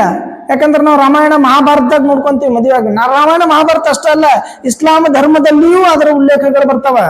ಮದುವೆ ಆಗದೆ ಮಕ್ಕಳಾಗೋದು ಅಂತ, ಅದ್ರ ಬಗ್ಗೆ ಬಹಳಷ್ಟು ಉಲ್ಲೇಖಗಳು ಆಗ್ತಾವ. ದೇವರ ಅನುಗ್ರಹನೋ ಯಾವ್ದಾವುದೋ ಪವಾಡಗಳನ್ನು ಏನೇನೋ ಹೇಳ್ಕೊಂತಿರ್ತಾರೆ ನಮ್ಮಲ್ಲಿ ಇತಿಹಾಸದೊಳಗ. ಆ ಆತ್ಮ ಮತ್ತು ಶರೀರ ಮತ್ತು ಆತ್ಮದ ಬಗ್ಗೆ ಅವನ ಬರಹಗಳಲ್ಲಿ ಏನಪ್ಪಾ ಅಂದ್ರೆ ಸ್ವಾಭಾವಿಕವಾಗಿ ಕಾಣ್ತೀವಿ. ಈ ಶರೀರ ಅನ್ನೋದೇನಿದೆಯಲ್ಲ, ಈ ಶರೀರ ಅನ್ನೋದ್ರೊಳಗೆ ನಾವು ಏನಪ್ಪಾ ಅಂದ್ರೆ ದುರ್ಗುಣಗಳಿಗೆ ಕೂಡ್ಕೊಂತಾವ. ನಾವ್ ಹೆಂಗಿರ್ತೇವ ಹಂಗ. ಬಟ್ ಆತ್ಮದೊಳಗೆ ಏನಪ್ಪಾ ಅಂದ್ರೆ ದುರ್ಗುಣಗಳ ಕೂಡೋದಿಲ್ಲ. ಇಲ್ಲಿ ಶರೀರ ಮತ್ತು ಆತ್ಮ ಹೆಂಗೈತೋ ಹಂಗನೇ ಈ ಪಾಪ ಕರ್ಮಗಳು ಯಾರಿಗೂ ಬಿಡೋದಿಲ್ಲ ಅಂತ, ಕಷ್ಟಗಳು ಯಾರಿಗೂ ಬಿಡಂಗಿಲ್ಲ ಅಂತ. ಕಷ್ಟಗಳು ಯಾರಿಗೂ ತಪ್ಪಿದ್ದಲ್ಲ ಅನ್ನೋದಕ್ಕೆ ಸಂತ ಅಗಸ್ಟೈನ್ ಮತ್ತು ಉದಾಹರಣೆಗಳನ್ನ ಕೊಡ್ತಾನೆ. ಬಟ್ ಇದು ಕೆಲವೊಂದು ಧರ್ಮಗಳಲ್ಲಿ ಮಾತ್ರ ಐತಿ, ಕೆಲವೊಂದು ಧರ್ಮಗಳಲ್ಲಿ ಮಾತ್ರ ಐತಿ. ಏನು ಕಷ್ಟ ಯಾರಿಗೂ ತಪ್ಪಿದ್ದಲ್ಲ, ದೇವರಿಗೂ ಬಿಟ್ಟಿಲ್ಲ ಅಂತ. ಕಷ್ಟ ಅಂತಿರ್ತೀವಲ್ಲ ನಾವು, ದೇವರಿಗೆ ಕಷ್ಟ ಬಿಟ್ಟಿಲ್ರಿ. ಯಾರು ಶಿವ ವಿಷ ಕುಡಿಬೇಕಾತಂತ, ಅದಕ್ಕೆ ಏನಂತ ಕರೆದ್ರಂಗ ವಿಷಕಂಠ ಅಂತ ಕರೀದ್ರ. ಆ ವಿಷ ನೀಲಿ ಬಣ್ಣದಾಗಿತ್ತು ಗಂಟ್ಲ ಅನ್ನೋದಕ್ಕ ನೀಲಕಂಠ ಅಂತ ಕರೆದ್ರ. ವಿಷ ಕುಡಿದಿದ್ದಕ್ಕೆ ವಿಷಕಂಠ ಅಂತಂದ್ರು, ಆ ವಿಷ ಕುಡಿದಿದ್ದು ಇಲ್ಲಿ ಗಂಟಲದಾಗ ಇದ್ದಿದ್ರಿಂದ ಅದು ನೀಲಿ ಕಾಣ್ತಿತ್ತು, ನೀಲಕಂಠ ಅಂತ ಕರೆದ್ರ. ಎಷ್ಟೋ ಜನ ದೇವರುಗಳು ದೇವತೆಗಳು ಶಾಪಕ್ಕೊಳಗಾಗಿ ಮನುಷ್ಯರಾಗ್ಯಾರಂತ ಇತಿಹಾಸದಾಗ ನೋಡ್ಕೊಂತೀವಿ. ಹಂಗಂದ್ರ ಈ ಕಷ್ಟಗಳು, ಈ ನೋವುಗಳು, ಈ ತಪ್ಪು ಮಾಡೋದೇನಿತ್ತಲ್ಲ ದೇವರು ಬಿಟ್ಟಿಲ್ಲ ಅಂತ. ಇದನ್ನ ಸಂತ ಅಗಸ್ಟೈನ್ ಪ್ರತಿಪಾದನೆಯನ್ನ ಮಾಡ್ತಾನೆ, ದೇವರಿಗೂ ಕಷ್ಟ ತಪ್ಪಿದ್ದಲ್ಲ ಅಂತ. ಬಟ್ ಅದೇ ಕೆಲವೊಂದು ಧರ್ಮದೊಳಗೆ ಹೇಳ್ತಾರೆ, ಏನ್ ಹೇಳ್ತಾರ ಅಂತಂದ್ರೆ, ಈ ದೇವ್ರಂದ್ರೆ ಯಾರು ಅಂತಂದ್ರೆ ಯಾರಿಗೆ ಕಷ್ಟನೂ ಬರಂಗಿಲ್ಲ, ಯಾರಿಗೆ ಸುಖನೂ ಬರಂಗಿಲ್ಲ. ಕಷ್ಟ ಮತ್ತು ಸುಖವನ್ನ ಕೊಡುವವ, ಯಾರಿಗೆ ಹುಟ್ಟನೂ ಇಲ್ಲ, ಯಾರಿಗೆ ಸಾವನೂ ಇಲ್ಲ. ನಾವು ಸ್ವಾಭಾವಿಕವಾಗಿ ದೇವ್ರ ಅಂತೇಳಿ ಎಲ್ಲರಿಗೂ ಅನ್ನಕ್ ಚಾಲು ಮಾಡ್ಬಿಡ್ತೀವಿ. ಇವ್ರು ಚಂದಂಗ್ ಮಾತಾಡಿದ್ರು, ಇವ್ರು ಹೇಳಿದಂಗಾದ್ರೆ ಇವ್ರು ದೇವ್ರ, ಅವ್ರು ಚಂದಂಗ್ ಮಾತಾಡಿದ್ರು, ಅವ್ರು ಹೇಳಿದ್ರು ಅವ್ರನ್ನೂ ದೇವ್ರ.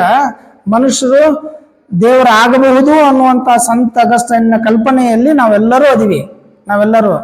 ಬಟ್ ಕೆಲವೊಬ್ರು ಬಹಳ ಜನ ಹೇಳ್ತಿರ್ತಾರೆ ದೇವರು ಅನ್ನಂಗಿಲ್ಲ, ದೇವರಂಗ ಅಂತಾರೆ, ಅಥವಾ ದೇವ್ರು ನಿಮ್ಮನ್ನ ಕಳ್ಸನ್ ನೋಡ್ರಿ ಅಂತಾರೆ. ಬಹಳ ಜನ ಪ್ರತಿಪಾದನೆ ಮಾಡ್ತಿರ್ತಾರೆ. ಮುಸ್ಲಿಮ್ಸ್ ಮಾಡುವಾಗ ಹೇಳ್ತಿರ್ತಾರೆ ಯಾವಾಗ್ಲೂ ಮುಸ್ಲಿಂ, ದೇವ್ರು ಬಂದಂಗ್ ಬಂದ್ರಿ ನೋಡ್ರಿ, ನೀವು ಅಲ್ಲಾ ಬಂದಂಗ್ ಬಂದ್ರಿ ಅನ್ನಂಗಿಲ್ಲ, ಅನ್ನಂಗಿಲ್ಲ. ಏನ್ ಹೇಳ್ತಾರಂತಂದ್ರೆ ಅಲ್ಲಾ ನಿಮಗ್ ಕಳ್ಸಿದೇನು, ದೇವ್ರು ನಿಮಗ್ ಕಳ್ಸಿದೇನು ಅಂತಾರ. ನೀವು ದೇವ್ರು ಕಳ್ಸಿದ ದೇವದೂತ ಆಗಿರ್ಬೋದು ಅಂತ ಹೇಳ್ತಾರೆ. ಬಟ್ ಬಹಳ ಜನ ದೇವ್ರ ಹಂಗ ಅನ್ನಂಗಿಲ್ಲ, ದೇವ್ರು ನೀವೇ ದೇವ್ರು ಅಂತ ಹೇಳ್ತಾರೆ. ನೀವೇ ದೇವರು ಅನ್ನೋದು, ನೀವೇ ದೇವರು ಅನ್ನೋದು ಮತ್ತು ದೇವರು ನಿಮ್ಮನ್ನ ಕಳಿಸಿದ್ದ ಅನ್ನೋದನ್ನ ಸಂತ ಅಗಸ್ಟೈನ್ ತನ್ನ ಕೃತಿಗಳಲ್ಲಿ ಏನಪ್ಪಾ ಅಂದ್ರೆ ಪ್ರತಿಪಾದನೆ ಮಾಡ್ತಕ್ಕಂಥದ್ದನ್ನ ನೋಡ್ತೀವಿ. ಒಟ್ಟಿನೊಳಗ ನಾವು ಮಾಡುವ ಪುಣ್ಯದ ಕೆಲಸ ನಮ್ಮನ್ನ ಒಳ್ಳೆ ದಾರಿಗೆ ಒಯ್ತೈತಿ, ನಾವು ಮಾಡುವ ಪಾಪದ ಕೆಲಸ ನಮ್ಮನ್ನ ಕೆಟ್ಟ ದಾರಿಗೆ ಒಯ್ತೈತಿ. ಈ ಪಾಪ ಮತ್ತು ಪುಣ್ಯಗಳು ನರಕ ಮತ್ತು ಸ್ವರ್ಗದ ಕಲ್ಪನೆಯನ್ನ ಕೊಡ್ತಾವ, ದೇವಲೋಕ ಮತ್ತು ಮೃತ್ಯು ಲೋಕದ ಕಲ್ಪನೆಯನ್ನ ಕೊಡ್ತಾವ ಅನ್ನೋದು ಅದು ಸಂತ ಅಗಸ್ಟೈನ್ನ ಬರಹಗಳಲ್ಲಿ ಕಾಣ್ತೀವಿ. ಈ ಸಂತ ಅಗಸ್ಟೈನ್ ಇನ್ನೊಂದು ಮುಖ್ಯವಾಗಿರ್ತಕ್ಕಂಥ ವಿಚಾರವನ್ನ ಅವನ ಬರವಣಿಗೆಗಳಲ್ಲಿ ನೋಡ್ತೀವಿ. ಅವನ ಪ್ರತಿಪಾದನೆ ಮಾಡ್ತಾನ. ಅವ ಏನ್ ಮಾಡ್ತಾನಂದ್ರೆ, ಈ ಜಗತ್ತು ಸೃಷ್ಟಿ ಆಗೈತಲ್ಲ, ಈ ಜಗತ್ತು ಸೃಷ್ಟಿ ಆಗಿದ್ದು 7 ಯುಗಗಳಲ್ಲಿ ಅಂತ. 7 ಯುಗಗಳಲ್ಲಿ ಜಗತ್ತು ಸೃಷ್ಟಿ ಆಗ್ಯದ ಅಂತ. ಅಂದ್ರೆ 7 ಯುಗ ಅದಾವಂತ ಜಗತ್ತು ಸೃಷ್ಟಿ ಆಗ್ಬೇಕಾದ್ರೆ. ನಿಮ್ಮೆಲ್ಲರಿಗೂ ಗೊತ್ತಿದೆ ಏನಂತಂದ್ರ ಮನುಷ್ಯ ಹೆಂಗ್ ಹುಟ್ಟಿದ ಅಂತ. ಹೆಂಗ್ ಹುಟ್ಟಿದ ಮನುಷ್ಯ ಹೆಂಗ್ ಹುಟ್ಟಿದ? ಮಂಗನಿಂದ ಮಾನವ. ಕರೆಕ್ಟ್ ಅಲ್ಲ ನೀವು ಹೇಳದ? ನೀವು ಅದನ್ನೇ ಹೇಳತ್ತೀರಿ. ಮನುಷ್ಯ ಹೆಂಗ್ ಹುಟ್ಟಿದ ಅಂದ್ರೆ ಮಂಗನಿಂದ ಮಾನವ. ಹಂಗಾದ್ರೆ ನಂದು ಒಂದು ಪ್ರಶ್ನೆ, ಎಲ್ಲಾ ಮಂಗಗಳು ಮನುಷ್ಯ ಯಾಕೆ ಆಗ್ಲಿಲ್ಲ ಅಂತ. ಮಂಗನಿಂದ ಮಾನವ ಅನ್ನುವಂತ ಕಾನ್ಸೆಪ್ಟ್ ನಿಮ್ಮಲ್ಲಿದ್ದಾಗ ಎಲ್ಲ ಮಂಗ ಮನುಷ್ಯ ಯಾಕೆ ಆಗ್ಲಿಲ್ಲ ಅನ್ನೋದು ಪ್ರಶ್ನೆ. ಹಾಗಾದ್ರೆ ಮನುಷ್ಯ ಹೇಗೆ ಹುಟ್ಟಿದ? ಕ್ರೈಸ್ತ ಧರ್ಮ ಗ್ರಂಥಗಳಲ್ಲಿ ಮನುಷ್ಯ ಹೇಗೆ ಹುಟ್ಟಿದ ಅನ್ನೋ ಉಲ್ಲೇಖವನ್ನ ಕೊಡ್ತಾರೆ. ಇಸ್ಲಾಂ ಧರ್ಮ ಗ್ರಂಥಗಳಲ್ಲಿ ಮನುಷ್ಯ ಹೇಗೆ ಹುಟ್ಟಿದ ಅನ್ನುವಂತ ಕಲ್ಪನೆ ಕೊಡ್ತಾರೆ. ಮನುಷ್ಯನಿಗೆ ಮೂಲ ಯಾರು ಅನ್ನೋ ಕಲ್ಪನೆ ಕೊಡ್ತಾರೆ. ಇಸ್ಲಾಂ ಧರ್ಮದೊಳಗ ಹವ್ವಾ ಮತ್ತು ಆದಮ್ ಮತ್ತು ಹವ್ವಾ, ಆದಮ್ ಮತ್ತು ಹವ್ವಾ ಇವರು ಮನುಷ್ಯರ ಮೂಲ ಪುರುಷರು, ಮೂಲ ಜನಕರು ಅಂತ ಕರೀತಾರೆ. ಹವ್ವಾ ಮತ್ತು ಆದಮ್. ಕ್ರೈಸ್ತ ಧರ್ಮದಲ್ಲಿ ವ್ಯೂ ಮತ್ತು ಅಡಮ್ ಇವರಿಂದ ಮನುಷ್ಯ ಹುಟ್ಕೊಂಡ ಅಂತ ಹೇಳ್ತಾರೆ. ಅದನ್ನೇ ಸಂತ ಅಗಸ್ಟೈನ್ ಈ ಜಗತ್ತು ಹುಟ್ಕೊಳ್ಬೇಕು ಅಂತಂದ್ರೆ, ಅವ ಇತಿಹಾಸ ಬರೀಬೇಕಂದ್ರೆ 7 ಯುಗಗಳಲ್ಲಿ ಅದನ್ನ ವಿಭಾಗ ಮಾಡ್ತಾನೆ. 7 ಯುಗಗಳಲ್ಲಿ ವಿಭಾಗ ಮಾಡ್ತಾನೆ. ಆ 7 ವಿಭಾಗಗಳಲ್ಲಿ ಮೊದಲನೇ ಯುಗ ಏನಿದೆಲ್ಲ ಅದು ಅಡಮ್ನಿಂದ ಹಿಡ್ಕೊಂಡು ನೋವರೆಗೂ. ಅಡಮ್ ಮತ್ತು ನೋ ಮೊದಲೇದ್ದು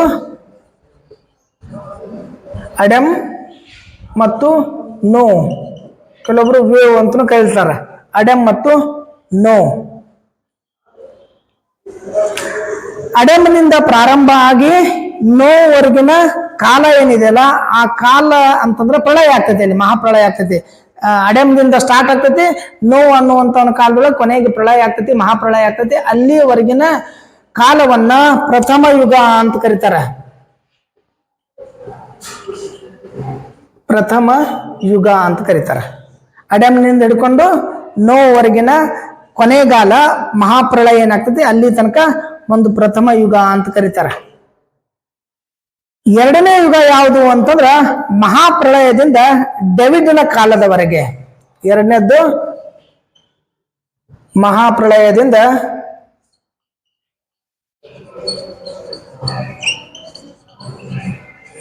ಡೇವಿಡ್ ಕಾಲದವರೆಗಿಂದ ಎರಡನೇ ಯುಗ. ಮಹಾಪ್ರಳಯದಿಂದ ಡೇವಿಡ್ನ ಕಾಲದವರೆಗಿಂದ ಏನಾಗೈತಲ್ಲ ಅದು ಎರಡನೇ ಯುಗ ಅಂತ ಕರೀತಾರೆ. ಇನ್ನು ಮೂರನೇ ಯುಗ ಏನೈತಲ್ಲ ಅದು ಅಬ್ರಹಾಮನಿಂದ ಹಿಡಿದು ಡೇವಿಡ್ನವರೆಗೆ ಅಂತ. ಮೂರನೇದ್ದು ಅಬ್ರಹಾಂನಿಂದ ಡೇವಿಡ್ ವರೆಗೆ. ಅಬ್ರಹಾಂನಿಂದ ಡೇವಿಡ್ ವರೆಗೆ ಮೂರನೇ ಯುಗ. ಅಬ್ರಹಾಂನಿಂದ ಡೇವಿಡ್ ವರೆಗೆ ಮೂರನೇ ಯುಗ ಅಂತ ಕರೀತಾರೆ. ಇನ್ನು ನಾಲ್ಕನೇ ಯುಗ ಯಾವುದು ಅಂದ್ರೆ ಡೇವಿಡ್ನಿಂದ ಬೆಬಿಲೋನಿಯಾದಲ್ಲಿರ್ತಕ್ಕಂಥ ಯಹೂದಿಗಳನ್ನ, ಡೇವಿಡ್ನಿಂದ ಬೆಬಿಲೋನಿಯಾದ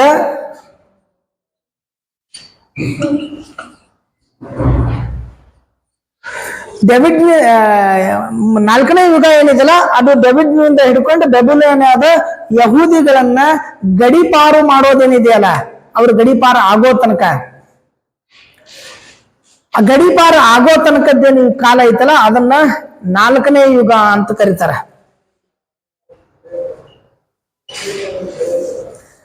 ಇನ್ನು ಐದನೇ ಯುಗ ಯಾವುದು ಅಂತಂದ್ರ ಐದನೇ ಯುಗ ಯಾವುದು ಅಂತಂದ್ರೆ ಈ ಗಡಿಪಾರ ಆಗಿರ್ತಕ್ಕಂಥ ಬೆಬಿಲೋನಿಯರನ್ನ ಬಂಧಿಸಿ ಕ್ರೈಸ್ತನ ಜನದ ತನಕ,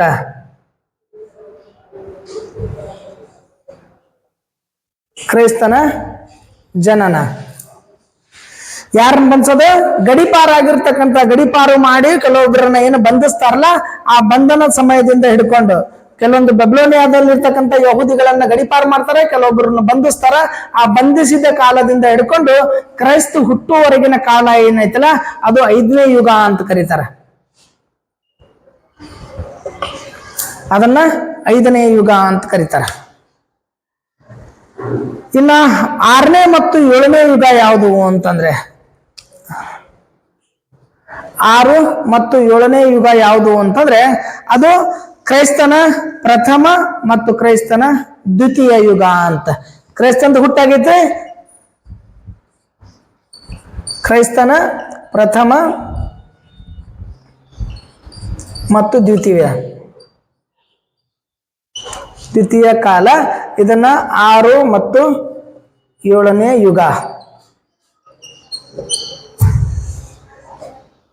ಅಂದ್ರ ಸಂತ ಅಗಸ್ಟೈನ್ ಕ್ರೈಸ್ತನ ಮೊದಲ ಮತ್ತು ಎರಡನೇದ್ದು. ಮೊದಲ ಮತ್ತು ಎರಡನೇದ್ದು ಅಂದ್ರೆ ಕ್ರೈಸ್ತನನ್ನ ಒಂದು ಸಾರಿ ಶಿಲುಬೆಗೇರಿಸ್ತಾರೆ, ಹೌದಲ್ಲ, ಶಿಲುಬೆಗೇರಿಸ್ತಾರೆ. ಆಮೇಲೆ ಮತ್ತೆ ಕ್ರೈಸ್ತ ಹುಟ್ಟು ಬಂದ ಅಂತ ಹೇಳ್ತಾರೆ. ಅದು ಪ್ರಥಮ ಮತ್ತು ದ್ವಿತೀಯ ಎರಡು ಯುಗಗಳ ಬಗ್ಗೆ ಏನಪ್ಪಾ ಅಂದ್ರೆ 7ನೇ ಯುಗವನ್ನ ಮಾಡ್ಕೊಂತಾನ. ಅಂದ್ರೆ ಸಾಂಪ್ರದಾಯಿಕವಾಗಿ ಕ್ರೈಸ್ತ ಯುಗದೊಳಗೆ ಏನಪ್ಪಾ ಅಂತಂದ್ರೆ ಕ್ರೈಸ್ತ ಯುಗದೊಳಗ ಅಥವಾ ಸಂತ ಅಗಸ್ಟೈನ್ ಚರ್ಚ್ ಇತಿಹಾಸವನ್ನ ಹೇಳುವಂತ ಸಂದರ್ಭದೊಳಗ, ಸಂತ ಅಗಸ್ಟೈನ್ ಚರ್ಚ್ ಇತಿಹಾಸವನ್ನ ಹೇಳುವ ಸಂದರ್ಭದೊಳಗ ಈ 7 ಯುಗಗಳನ್ನ ಮಾಡ್ತಾನ. ಜಗತ್ತು ಸೃಷ್ಟಿಯಾಗಿದ್ದು ಅಥವಾ ಮನುಷ್ಯ ಹುಟ್ಟಿದ್ದು ಅಡೆಮ್ನಿಂದ ಪ್ರಾರಂಭ ಆಗ್ತೈತಿ. ಅಡೆಮ್ನಿಂದ ಪ್ರಾರಂಭ ಆಗಿ ಅಡೆಮ್ಮ ನೋವು ಆದ್ಮೇಲೆ ಅಲ್ಲಿ ಪ್ರಳಯ, ಮಹಾಪ್ರಳಯ ಆಗ್ತೈತಿ. ಆ ಮಹಾಪ್ರಳಯದವರೆಗಿನ ಕಾಲವನ್ನ ಪ್ರಥಮ ಯುಗ ಅಂತ ಕರೀತಾರ. ಅದಾದ್ಮೇಲೆ ಮಹಾಪ್ರಳಯದಿಂದ ಹಿಡ್ಕೊಂಡು ಡೇವಿಡ್ನ ಕಾಲದ ತನಕ ಏನಪ್ಪಾ ಅಂದ್ರ 2ನೇ ಯುಗ ಅಂತ ಕರೀತಾರ. ಅದಾದ್ಮೇಲೆ ಅಬ್ರಹಾಂ ಹುಟ್ಕೊಂತಾನ, ನಾವು ಇಬ್ರಾಹಿಂ ಅಂತ ಕರ್ಕೊಂತೀವಿ, ಅಬ್ರಹಾಂ ಅಂತ. ಆ ಅಬ್ರಹಾಂನಿಂದ ಹಿಡ್ಕೊಂಡು ಡೇವಿಡ್ನವರೆಗಿನ ಕಾಲ ಏನೈತಲ್ಲ ಅದನ್ನ 3ನೇ ಯುಗ ಅಂತ ಕರಿತೀವಿ. ಆಮೇಲೆ ಡೇವಿಡ್ನಿಂದ ಹಿಡ್ಕೊಂಡು ಬೆಬಲೋನಿಯಾದಲ್ಲಿರ್ತಕ್ಕಂಥ ಯಹೂದಿಗಳನ್ನ ಗಡಿಪಾರು ಮಾಡಿದ್ದನ್ನ 4ನೇ ಯುಗ ಅಂತ ಕರಿತೀವಿ. ಈ ಬೆಬಲೋನಿಯಾದ ಗಡಿಪಾರು ಮಾಡಿರ್ತಕ್ಕಂಥ ಯಹೂದಿಯರನ್ನ ಒಂದಿಷ್ಟು ಜನರನ್ನ ಬಂಧಿಸ್ತಾರ. ಆಮೇಲೆ ಕ್ರೈಸ್ತನ ಜನನ ಆಗ್ತೈತಿ, ಇದನ್ನ 5ನೇ ಯುಗ ಅಂತ ಕರಿತೀವಿ. ಆಮೇಲೆ ಕ್ರೈಸ್ತಂದ ಒಂದು ಪ್ರಥಮ ಹಂತ, ಅವ ಹುಟ್ಟಿದಾದ್ಮೇಲೆ ಅವನ ಜೀವನ, ಅವನ ಬೋಧನೆಗಳು, ಅವನ ಏನ್ ಹೋರಾಟಗಳದವಲ್ಲ ಅದನ್ನ ಪ್ರಥಮ ಯುಗ ಅಂತ ಕರಿತೀವಿ. ಅವನ್ ಡೆತ್ ಆದ್ಮ್ಯಾಗ ಕ್ರೈಸ್ತನನ್ನ ಶಿಲುಬೆಗೇರಿಸಿದ ಆದ್ಮೇಲೆ ಕ್ರೈಸ್ತ ಮರು ಹುಟ್ಟು ಆಗ್ತದ ಅಂತ ಹೇಳ್ತಾರ, ಅದನ್ನ ದ್ವಿತೀಯ ಯುಗ ಅಂತ ಕರೀತಾರ. ಇದನ್ನ 6 ಮತ್ತು 7ನೇ ಯುಗ ಅಂತ ಕರೀತಾರ. ಈ ಒಟ್ಟು 7 ಯುಗಗಳಲ್ಲಿ ಏನಪ್ಪಾ ಅಂದ್ರೆ ಸಂತ ಅಗಸ್ಟೈನ್ ಕ್ರೈಸ್ತನ ಅಥವಾ ಚರ್ಚ್ ಇತಿಹಾಸದ ಕುರಿತಾಗಿರ್ತಕ್ಕಂಥ ವಿಚಾರಗಳನ್ನ ಆತ ಪ್ರತಿಪಾದನೆಯನ್ನ ಮಾಡ್ತಾನ. ಬಹುತೇಕವಾಗಿ ಚರ್ಚ್ ಇತಿಹಾಸದ ಬಗ್ಗೆನೇ ಹೇಳಿರ್ತಕ್ಕಂಥ ಸಂತ ಅಗಸ್ಟೈನ್ ಬರಹಗಳ ಇಷ್ಟೆಲ್ಲ ಮಹತ್ವವನ್ನ ತಿಳಿಸಿದ್ರು, ಇದು ದೋಷಗಳಿಂದ ಮುಕ್ತ ಆಗಿಲ್ಲ. ಅಂದ್ರೆ ಸಂತ ಅಗಸ್ಟೈನ್ ಬರಹಗಳಲ್ಲಿ ಸಾಕಷ್ಟು ದೋಷಗಳು ಅದಾವ ಅನ್ನೋದನ್ನ ಇತಿಹಾಸಕಾರರು ಗೊತ್ತಿಡಿತಾರೆ, ದೋಷಗಳನ್ನ ಹೇಳ್ತಾರೆ. ಅವನ ಬರವಣಿಗೆಯಲ್ಲಿರ್ತಕ್ಕಂಥ ದೋಷಗಳು.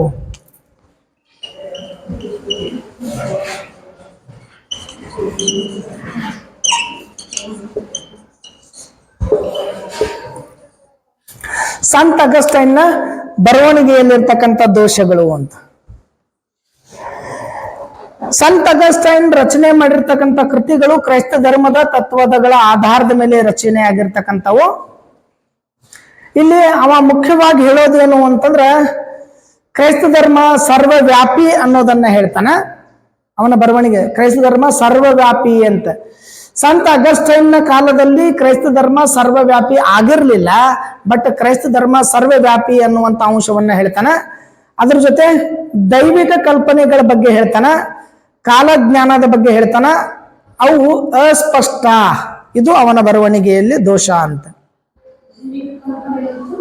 ದೈವಿಕ ಕಲ್ಪನೆ ಬಗ್ಗೆ ಹೇಳ್ತಾನ, ಕಾಲಜ್ಞಾನದ ಬಗ್ಗೆ ಹೇಳ್ತಾನ, ಅದು ಅಸ್ಪಷ್ಟ ಅದಾವ, ಅವನ ಬರವಣಿಗೆಯಲ್ಲಿರ್ತಕ್ಕಂಥ ಅದು ದೋಷ ಅಂತ.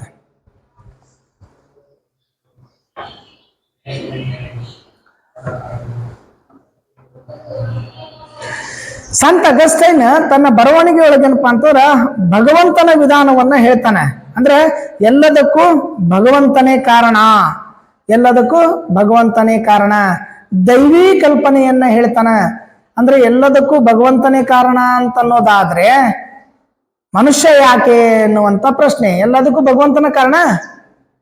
ನಾವೆಲ್ಲದಕ್ಕೂ ಹಣೆ ಬರೋಕ್ಕಂತಂದ್ರೆ ಹಣೆ ಬರಕ್ಕೆ ಹೊಣೆ ಯಾರು ಅಂತಂದ್ರೆ, ಹಣೆ ಬರಕ್ಕೆ ಹೊಣೆ ಯಾರು ಅಂತಂದ್ರೆ ಹೆಂಗಾಗ್ತೈತಿ? ನಾವೆಲ್ಲದಕ್ಕೂ ದೇವ್ರು ನಮ್ಮ ಹಣೆ ಬರದಾಗ ಏನ್ ಬರ್ದಾನ ಅದು ಆಗ್ತೈತಿ ಅಂತಂದ್ರ ಮತ್ತೆ ಸಾಲಿಗೆ ಯಾಕೆ ಬಂದ್ರಿ?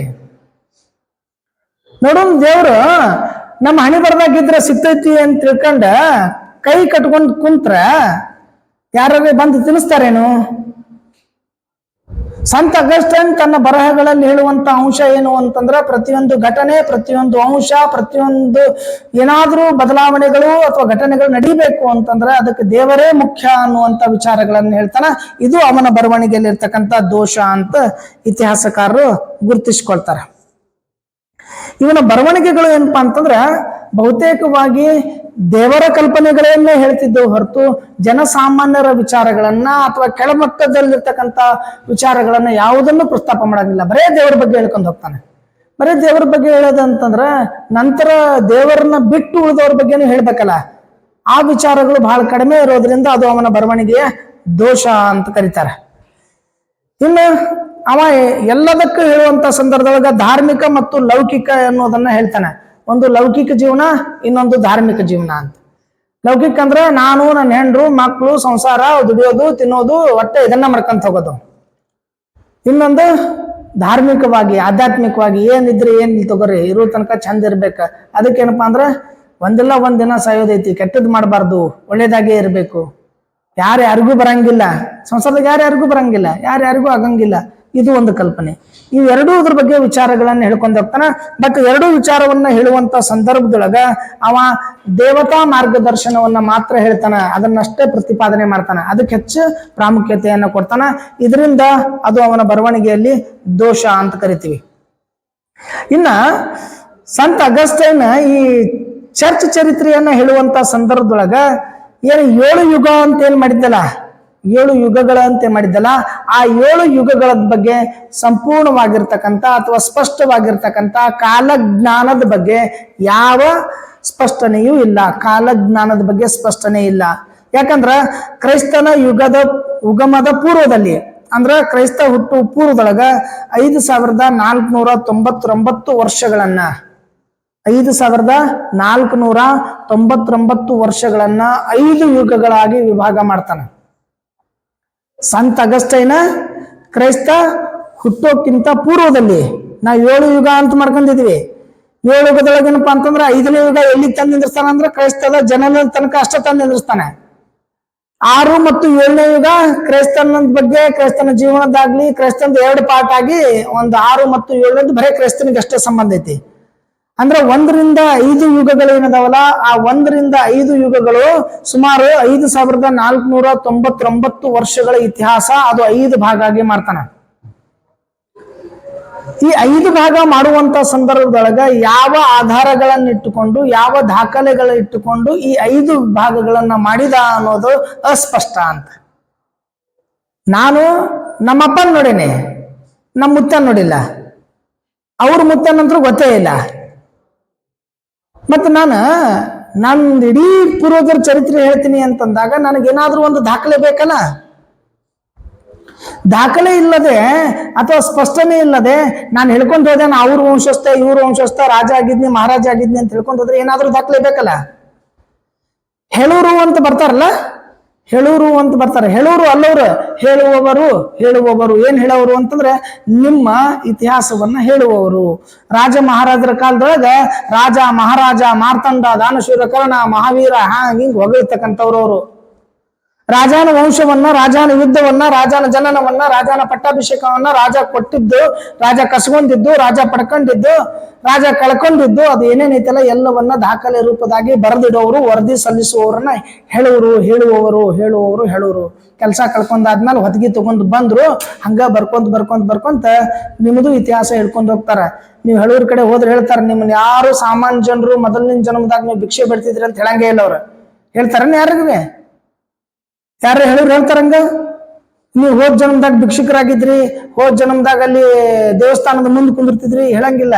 ನೀವು ಎಲ್ಲರೂ ಚರಿತ್ರೆ ಒಯ್ದು ಎಲ್ಲಿ ಸೇರಿಸ್ತಾರ ಅಂತಂದ್ರ, ನೀವು ಆ ರಾಜ್ಯದಾಗಿದ್ರಿ, ಈ ರಾಜ್ಯನ ಆಸ್ಥಾನದಾಗಿದ್ರಿ, ಮಂತ್ರಿ ಆಗಿದ್ರಿ, ಸೇನಾಪತಿ ಆಗಿದ್ರಿ, ರಾಜರಾಗಿದ್ರಿ, ಲ್ಯಾಂಡ್ ಲಾರ್ಡ್ ಆಗಿದ್ರಿ, ಇದನ್ನ ಹೇಳ್ಕೊಂಡು ಹೋಗ್ತಾರೆ. ಅಂದ್ರೆ ಸಂತ ಅಗಸ್ಟೈನ್ ಹೇಳುವಂತ ಸಂದರ್ಭದೊಳಗ ಆ ಕಾಲಜ್ಞಾನದ ಸ್ಪಷ್ಟತೆ ಅವನ ಬರವಣಿಗೆಗಳಲ್ಲಿಲ್ಲ. ಅದಕ್ಕೆ ಅವನ ಬರವಣಿಗೆ ದೋಷ ಅಂತ ಅದನ್ನ ಕರೀತಾರೆ. ಇನ್ನು ಕ್ರೈಸ್ತ ಮತದ ಬಗ್ಗೆ ಹೇಳುವಂತ ಸಂದರ್ಭದೊಳಗ ಕ್ರೈಸ್ತ ಮತ ಮತ್ತು ಆ ಕಾಲದ ಚಕ್ರಾಧಿಪತ್ಯದ ಬಗ್ಗೆ ಸ್ಪಷ್ಟವಾದ ನಿಲುವುಗಳು ಅವನ ಬರವಣಿಗೆಯೊಳಗ ಕಾಣೋದಿಲ್ಲ. ಇನ್ನು ಅವ ಕ್ರೈಸ್ತದ ಧರ್ಮವನ್ನ ಸ್ವೀಕರಿಸಿ ಕ್ರೈಸ್ತನ ಜೀವನ, ಕ್ರೈಸ್ತನ ತತ್ವ, ಅವನ ಬೋಧನೆಗಳನ್ನ ಓದ್ಕೊಂಡವ ಕ್ರೈಸ್ತ ಮತದ ಪೂರ್ವದಲ್ಲಿರ್ತಕ್ಕಂಥ ಯಹೂದಿಗಳ ಬಗ್ಗೆ ಸ್ಪಷ್ಟವಾಗಿರ್ತಕ್ಕಂಥ ಮಾಹಿತಿಗಳನ್ನು ನೀಡೋದಿಲ್ಲ. ಹೇಳ್ತಾನೆ, ಡೇವಿಡ್ಸ್ ಬಗ್ಗೆ ಹೇಳ್ತಾನ, ನೋವಾ ಬಗ್ಗೆ ಹೇಳ್ತಾನ, ಇವರೆಲ್ಲರ ಬಗ್ಗೆ ಹೇಳ್ತಾನೆ. ಮತ್ತೆ ಯಹೂದಿಗಳ ಬಗ್ಗೆ ಏನಪ್ಪಾ ಅಂದ್ರೆ ಸತ್ಯಾಸತ್ಯತೆಯನ್ನ ಪರೀಕ್ಷೆ ಮಾಡ್ಲಾರ್ದ ತನಗೇನ್ ಬರ್ತೈತೋ ಅದನ್ನ, ಆ ವಿಚಾರಗಳನ್ನ ಪ್ರತಿಪಾದನೆ ಮಾಡ್ತಾನ. ಅದು ಅವನ ಬರವಣಿಗೆ ದೋಷ ಅಂತ. ಹೋಗ್ಲಿ, ಸಂತ ಅಗಸ್ಟೈನ್ ಹೇಳುವಂತ ಸಂದರ್ಭದೊಳಗೆ ಅವನ ಬರವಣಿಗೆಯಲ್ಲಿರ್ತಕ್ಕಂಥ ಮುಖ್ಯವಾದ ಏನ್ ದೋಷ ಕಾಣ್ತೈತಿ ಅಂತಂದ್ರೆ, ಎಲ್ಲನೂ ಹೇಳ್ತಾನ. ಹೇಳುವಂತ ಸಂದರ್ಭದೊಳಗೆ ಯಾವುದು ಹೇಳ್ಬೇಕು, ಯಾವುದು ಹೇಳ್ಬಾರ್ದು, ನೀವು ಹಂಗ ಹೇಳ್ಕೊಂತ ಹೋದ್ರೆ ಹೇಳ್ಬೇಕಲ್ಲ, ನಂಬಬೇಕಲ್ಲ. ಹೆಂಗ್ ಹೇಳ್ಬೇಕು? ನಂಬಾಕ ಅರ್ಹ ಆಗುವಂಗ ಹೇಳ್ಬೇಕು, ನಂಬಿಕೆಗೆ ಯೋಗ್ಯವಾಗುವಂಗ ಹೇಳ್ಬೇಕು. ನಂಬಲಾಕ್ ಸಾಧ್ಯನೇ ಇಲ್ಲ ಹಂಗ ಹೇಳಿದ್ರೆ ಹೆಂಗಾಗ್ತದ ಅಂತ. ನಂಬಾಕ್ ಸಾಧ್ಯನ ಆಗ್ಲಾರ್ದು ಹೆಂಗ್ ಹೇಳಕ್ ಸಾಧ್ಯ ಆಗ್ತೈತಿ? ನಿನ್ನೆ ರಾತ್ರಿ ಹಾವು ಬಂದು ನನಗೆ ಭೇಟಿ ಆಯ್ತು, ಬಂದು ನಮಸ್ಕಾರ ಮಾಡಿ ಹೋಯ್ತು ಅಂದ್ರೆ ನಂಬಕ್ ಸಾಧ್ಯ ಆಗ್ತೈತಿ? ನಿನ್ನೆ ನಮ್ಮ ಮನೆಗೆ ಪ್ರೈಮ್ ಮಿನಿಸ್ಟರ್ ಬಂದಿದ್ರು, ಭೇಟಿ ಆಗಿದ್ರು ಅಂದ್ರೆ ನಂಬಕ್ ಸಾಧ್ಯ ಆಗ್ತೈತಿ? ಕನಸ್ನ್ಯಾಗ ಬಂದು ಹೋಗ್ಬೋದು. ಬಟ್ ಅದನ್ನೇ ಅವ ನೈಜವಾಗಿ ಬರೀತಾನ. ಯಾವುದನ್ನ ಬರೆಯುವಂತ ಸಂದರ್ಭದೊಳಗೆ ಏನಪ್ಪಾ ಅಂದ್ರೆ ನಂಬಲಾರದೇ ಇರುವಂತ, ನಂಬಲಕ್ ಸಾಧ್ಯವೇ ಇರದೇ ಇರುವಂತ ದಾಖಲೆಗಳನ್ನ ಇಟ್ಟುಕೊಂಡು ತನ್ನ ಪ್ರಯತ್ನ ಮಾಡ್ಕೊಂಡು ತಾನೇ ಕತೆ ಕಟ್ಕೊಂಡು ತಾನೇ ಕಲ್ಪನೆ ಮಾಡ್ಕೊಂಡು ವಸ್ತುನಿಷ್ಠವಾಗಿ ಬರಿತಾನ, ವ್ಯಕ್ತಿನಿಷ್ಠವಾಗಿ ಅಲ್ಲ. ಹೆಂಗ ಸಾರಿ ವ್ಯಕ್ತಿನಿಷ್ಠವಾಗಿ ಬರೀತಾನ, ವಸ್ತುನಿಷ್ಠವಾಗಿ ಅಲ್ಲ. ಬರೀ ಏನ್ ದಾಖಲೆಗಳು ಸಿಗ್ತಾವಲ್ಲ ಆ ದಾಖಲೆಗಳು ಇಟ್ಕೊಂಡು ಯಾರು ಹೇಳಿದ್ರಲ್ಲ ಅದನ್ನೇ ಏನಪ್ಪಾ ಅಂದ್ರೆ ವಿವರಣೆ ಮಾಡ್ಕೊಂಡು ಹೋಗ್ತಾನ. ಅದು ವ್ಯಕ್ತಿನಿಷ್ಠವಾದ ಬರವಣಿಗೆಗಳಾಗಿದ್ದು ವಸ್ತುನಿಷ್ಠವಾದ ಬರವಣಿಗೆ ಆಗಿರ್ಲಿಲ್ಲ ಅನ್ನೋದು ಅವನ ಬರವಣಿಗೆಯ ದೋಷವನ್ನ ಎತ್ತಿ ತೋರಿಸ್ತಾವ.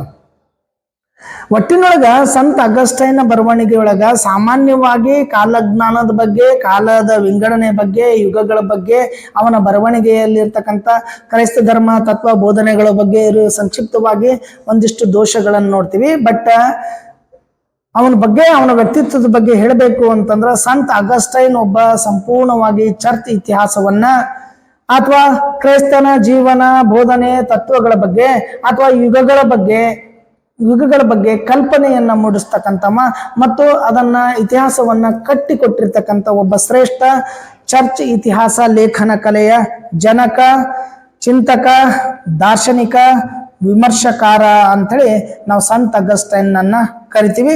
ಈ ಸಂತ ಅಗಸ್ಟೈನ್ ನಂತರ ಏನಪ್ಪಾ ಅಂದ್ರೆ ಬಹುತೇಕವಾಗಿ ಮುಸ್ಲಿಮರು ಏನಪ್ಪಾ ಅಂತಂದ್ರೆ ಇತಿಹಾಸ ಪ್ರಾರಂಭ ಆಗ್ತೈತಿ. ಬಹುತೇಕ ಆ ಮುಸ್ಲಿಮರ ಇತಿಹಾಸ ಪ್ರಾರಂಭ ಆಗೋದ್ರಿಂದ ಅಥವಾ ಇತಿಹಾಸದಲ್ಲ ಕಾಲಘಟ್ಟಗಳು ಬದಲಾವಣೆ ಆಗೋದ್ರಿಂದ, ಯಾಕಂದ್ರೆ 7 ಘಟ್ಟಗಳನ್ನ ಅದನ್ನೇ ಹೇಳ್ತಾನೆ. ಅಡ್ಯಾಮ್ನಿಂದ ಹೇಳ್ಕೊಂತ ಬಂದು ಕ್ರೈಸ್ತನ ತನಕ ಬಂದು ನಿಲ್ಲಿಸ್ಬಿಡ್ತಾನೆ. ಕ್ರೈಸ್ತನ ನಂತರ ಏನಪ್ಪಾ ಅಂದ್ರೆ ಮುಂದೆ ಇಸ್ಲಾಮದ ಏನಪ್ಪಾ ಅಂದ್ರೆ ಪ್ರಾರಂಭ ಆಗ್ತೈತಿ. ಬಹುಶಃ ಆ ಇಸ್ಲಾಮಿನ ಕಾಲದಲ್ಲಿ ಏನಪ್ಪಾ ಅಂದ್ರೆ ಬಹಳಷ್ಟು ದಾಖಲೆಗಳು ಈ ಕ್ರೈಸ್ತ ಚರಿತ್ರೆಯ ಬಗ್ಗೆ ಸಿಗ್ತಾವ.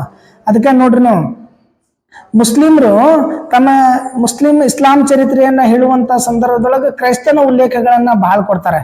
ಏನು ಯೇಸು ಕ್ರಿಸ್ತ ಅಂತಾರಲ್ಲ, ಯೇಸು ಕ್ರಿಸ್ತನ ಉಲ್ಲೇಖಗಳು ಬಹಳ ಕೊಡ್ತಾರೆ. ಏನಂತ ಕರೀತಾರ ಮುಸ್ಲಿಮ್ಸ್ ಯೇಸುನನ್ನ? ಮುಸ್ಲಿಮ್ಸು ಯೇಸು ಕ್ರಿಸ್ತನನ್ನ ಏನಂತ ಕರೀತಾರ ಅಂತ? ಮುಸ್ಲಿಮ್ಸು ಯೇಸು ಕ್ರಿಸ್ತನನ್ನ ಏನಂತ ಕರೀತಾರ ಅಂದ್ರೆ ಈಸಾ ಅಲೇ ಸಲಾಂ ಅಂತ ಕರೀತಾರ. ಈಸಾ ಅಲೇ ಸಲಾಂ ಅಂತೇಳಿ ಯೇಸು ಕ್ರಿಸ್ತನನ್ನ ಮುಸ್ಲಿಮ್ಸ್ ಕರೀತಾರೆ. ಇಸ್ಲಾಂದಾಗ ಹೇಳುವಾಗ ಯೇಸು ಕ್ರಿಸ್ತನ ಉಲ್ಲೇಖಗಳನ್ನ ಬಹಳಷ್ಟು ಕೊಡ್ತಾರೆ. ಆಮೇಲೆ ಅವರು ಕ್ರೈಸ್ತ ಧರ್ಮವನ್ನ ಪ್ರತಿಪಾದನೆ ಮಾಡಿದ್ರು, ಅದು ಬೇರೆ. ಬಟ್ ಅವರು ಈಸಾ ಅಲೇ ಸಲಾಂ ಅಂತ ಅದ್ರ ಬಗ್ಗೆ ಇತಿ ಹೆಚ್ಚು ಏನಪ್ಪಾ ಅಂದ್ರ ಇಸ್ಲಾಂ ಧರ್ಮದೊಳಗೆ ಈಸಾ ಅಲೇ ಸಲಾಂ ಅಥವಾ ಯೇಸುವಿನ ಬಗ್ಗೆ ಏನಪ್ಪಾ ಅಂದ್ರೆ ಪ್ರತಿಪಾದನೆಗಳ ಬರ್ತಾವ. ಆಮೇಲೆ ಏನಪ್ಪಾ ಅಂದ್ರೆ ನಂತರ ಚರ್ಚ್ ಇತಿಹಾಸದ ನಂತರ ಏನಪ್ಪಾ ಅಂತಂದ್ರೆ ನಮ್ಮಲ್ಲಿ ಬರೋದೇನಪ್ಪಾ ಅಂದ್ರ ಅರಬ್ ಇತಿಹಾಸ ಅಂತ ಬರ್ತೈತಿ. ಅರಬ್ ಇತಿಹಾಸದೊಳಗ ಇಬ್ನ ಖಲ್ದೂನ್ ಬಹಳ ಮುಖ್ಯವಾಗಿರ್ತಕ್ಕಂಥವ. ಆ ಇಬ್ನ ಖಲ್ದೂನ್ ಬಗ್ಗೆ ಅಥವಾ ಮಧ್ಯಕಾಲೀನ ಇತಿಹಾಸ ಲೇಖನ ಕಲೆಯ ಬಗ್ಗೆ ನಾವು ನೆಕ್ಸ್ಟ್ ಅವಧಿ ಒಳಗ ನೋಡೋಣಂತ.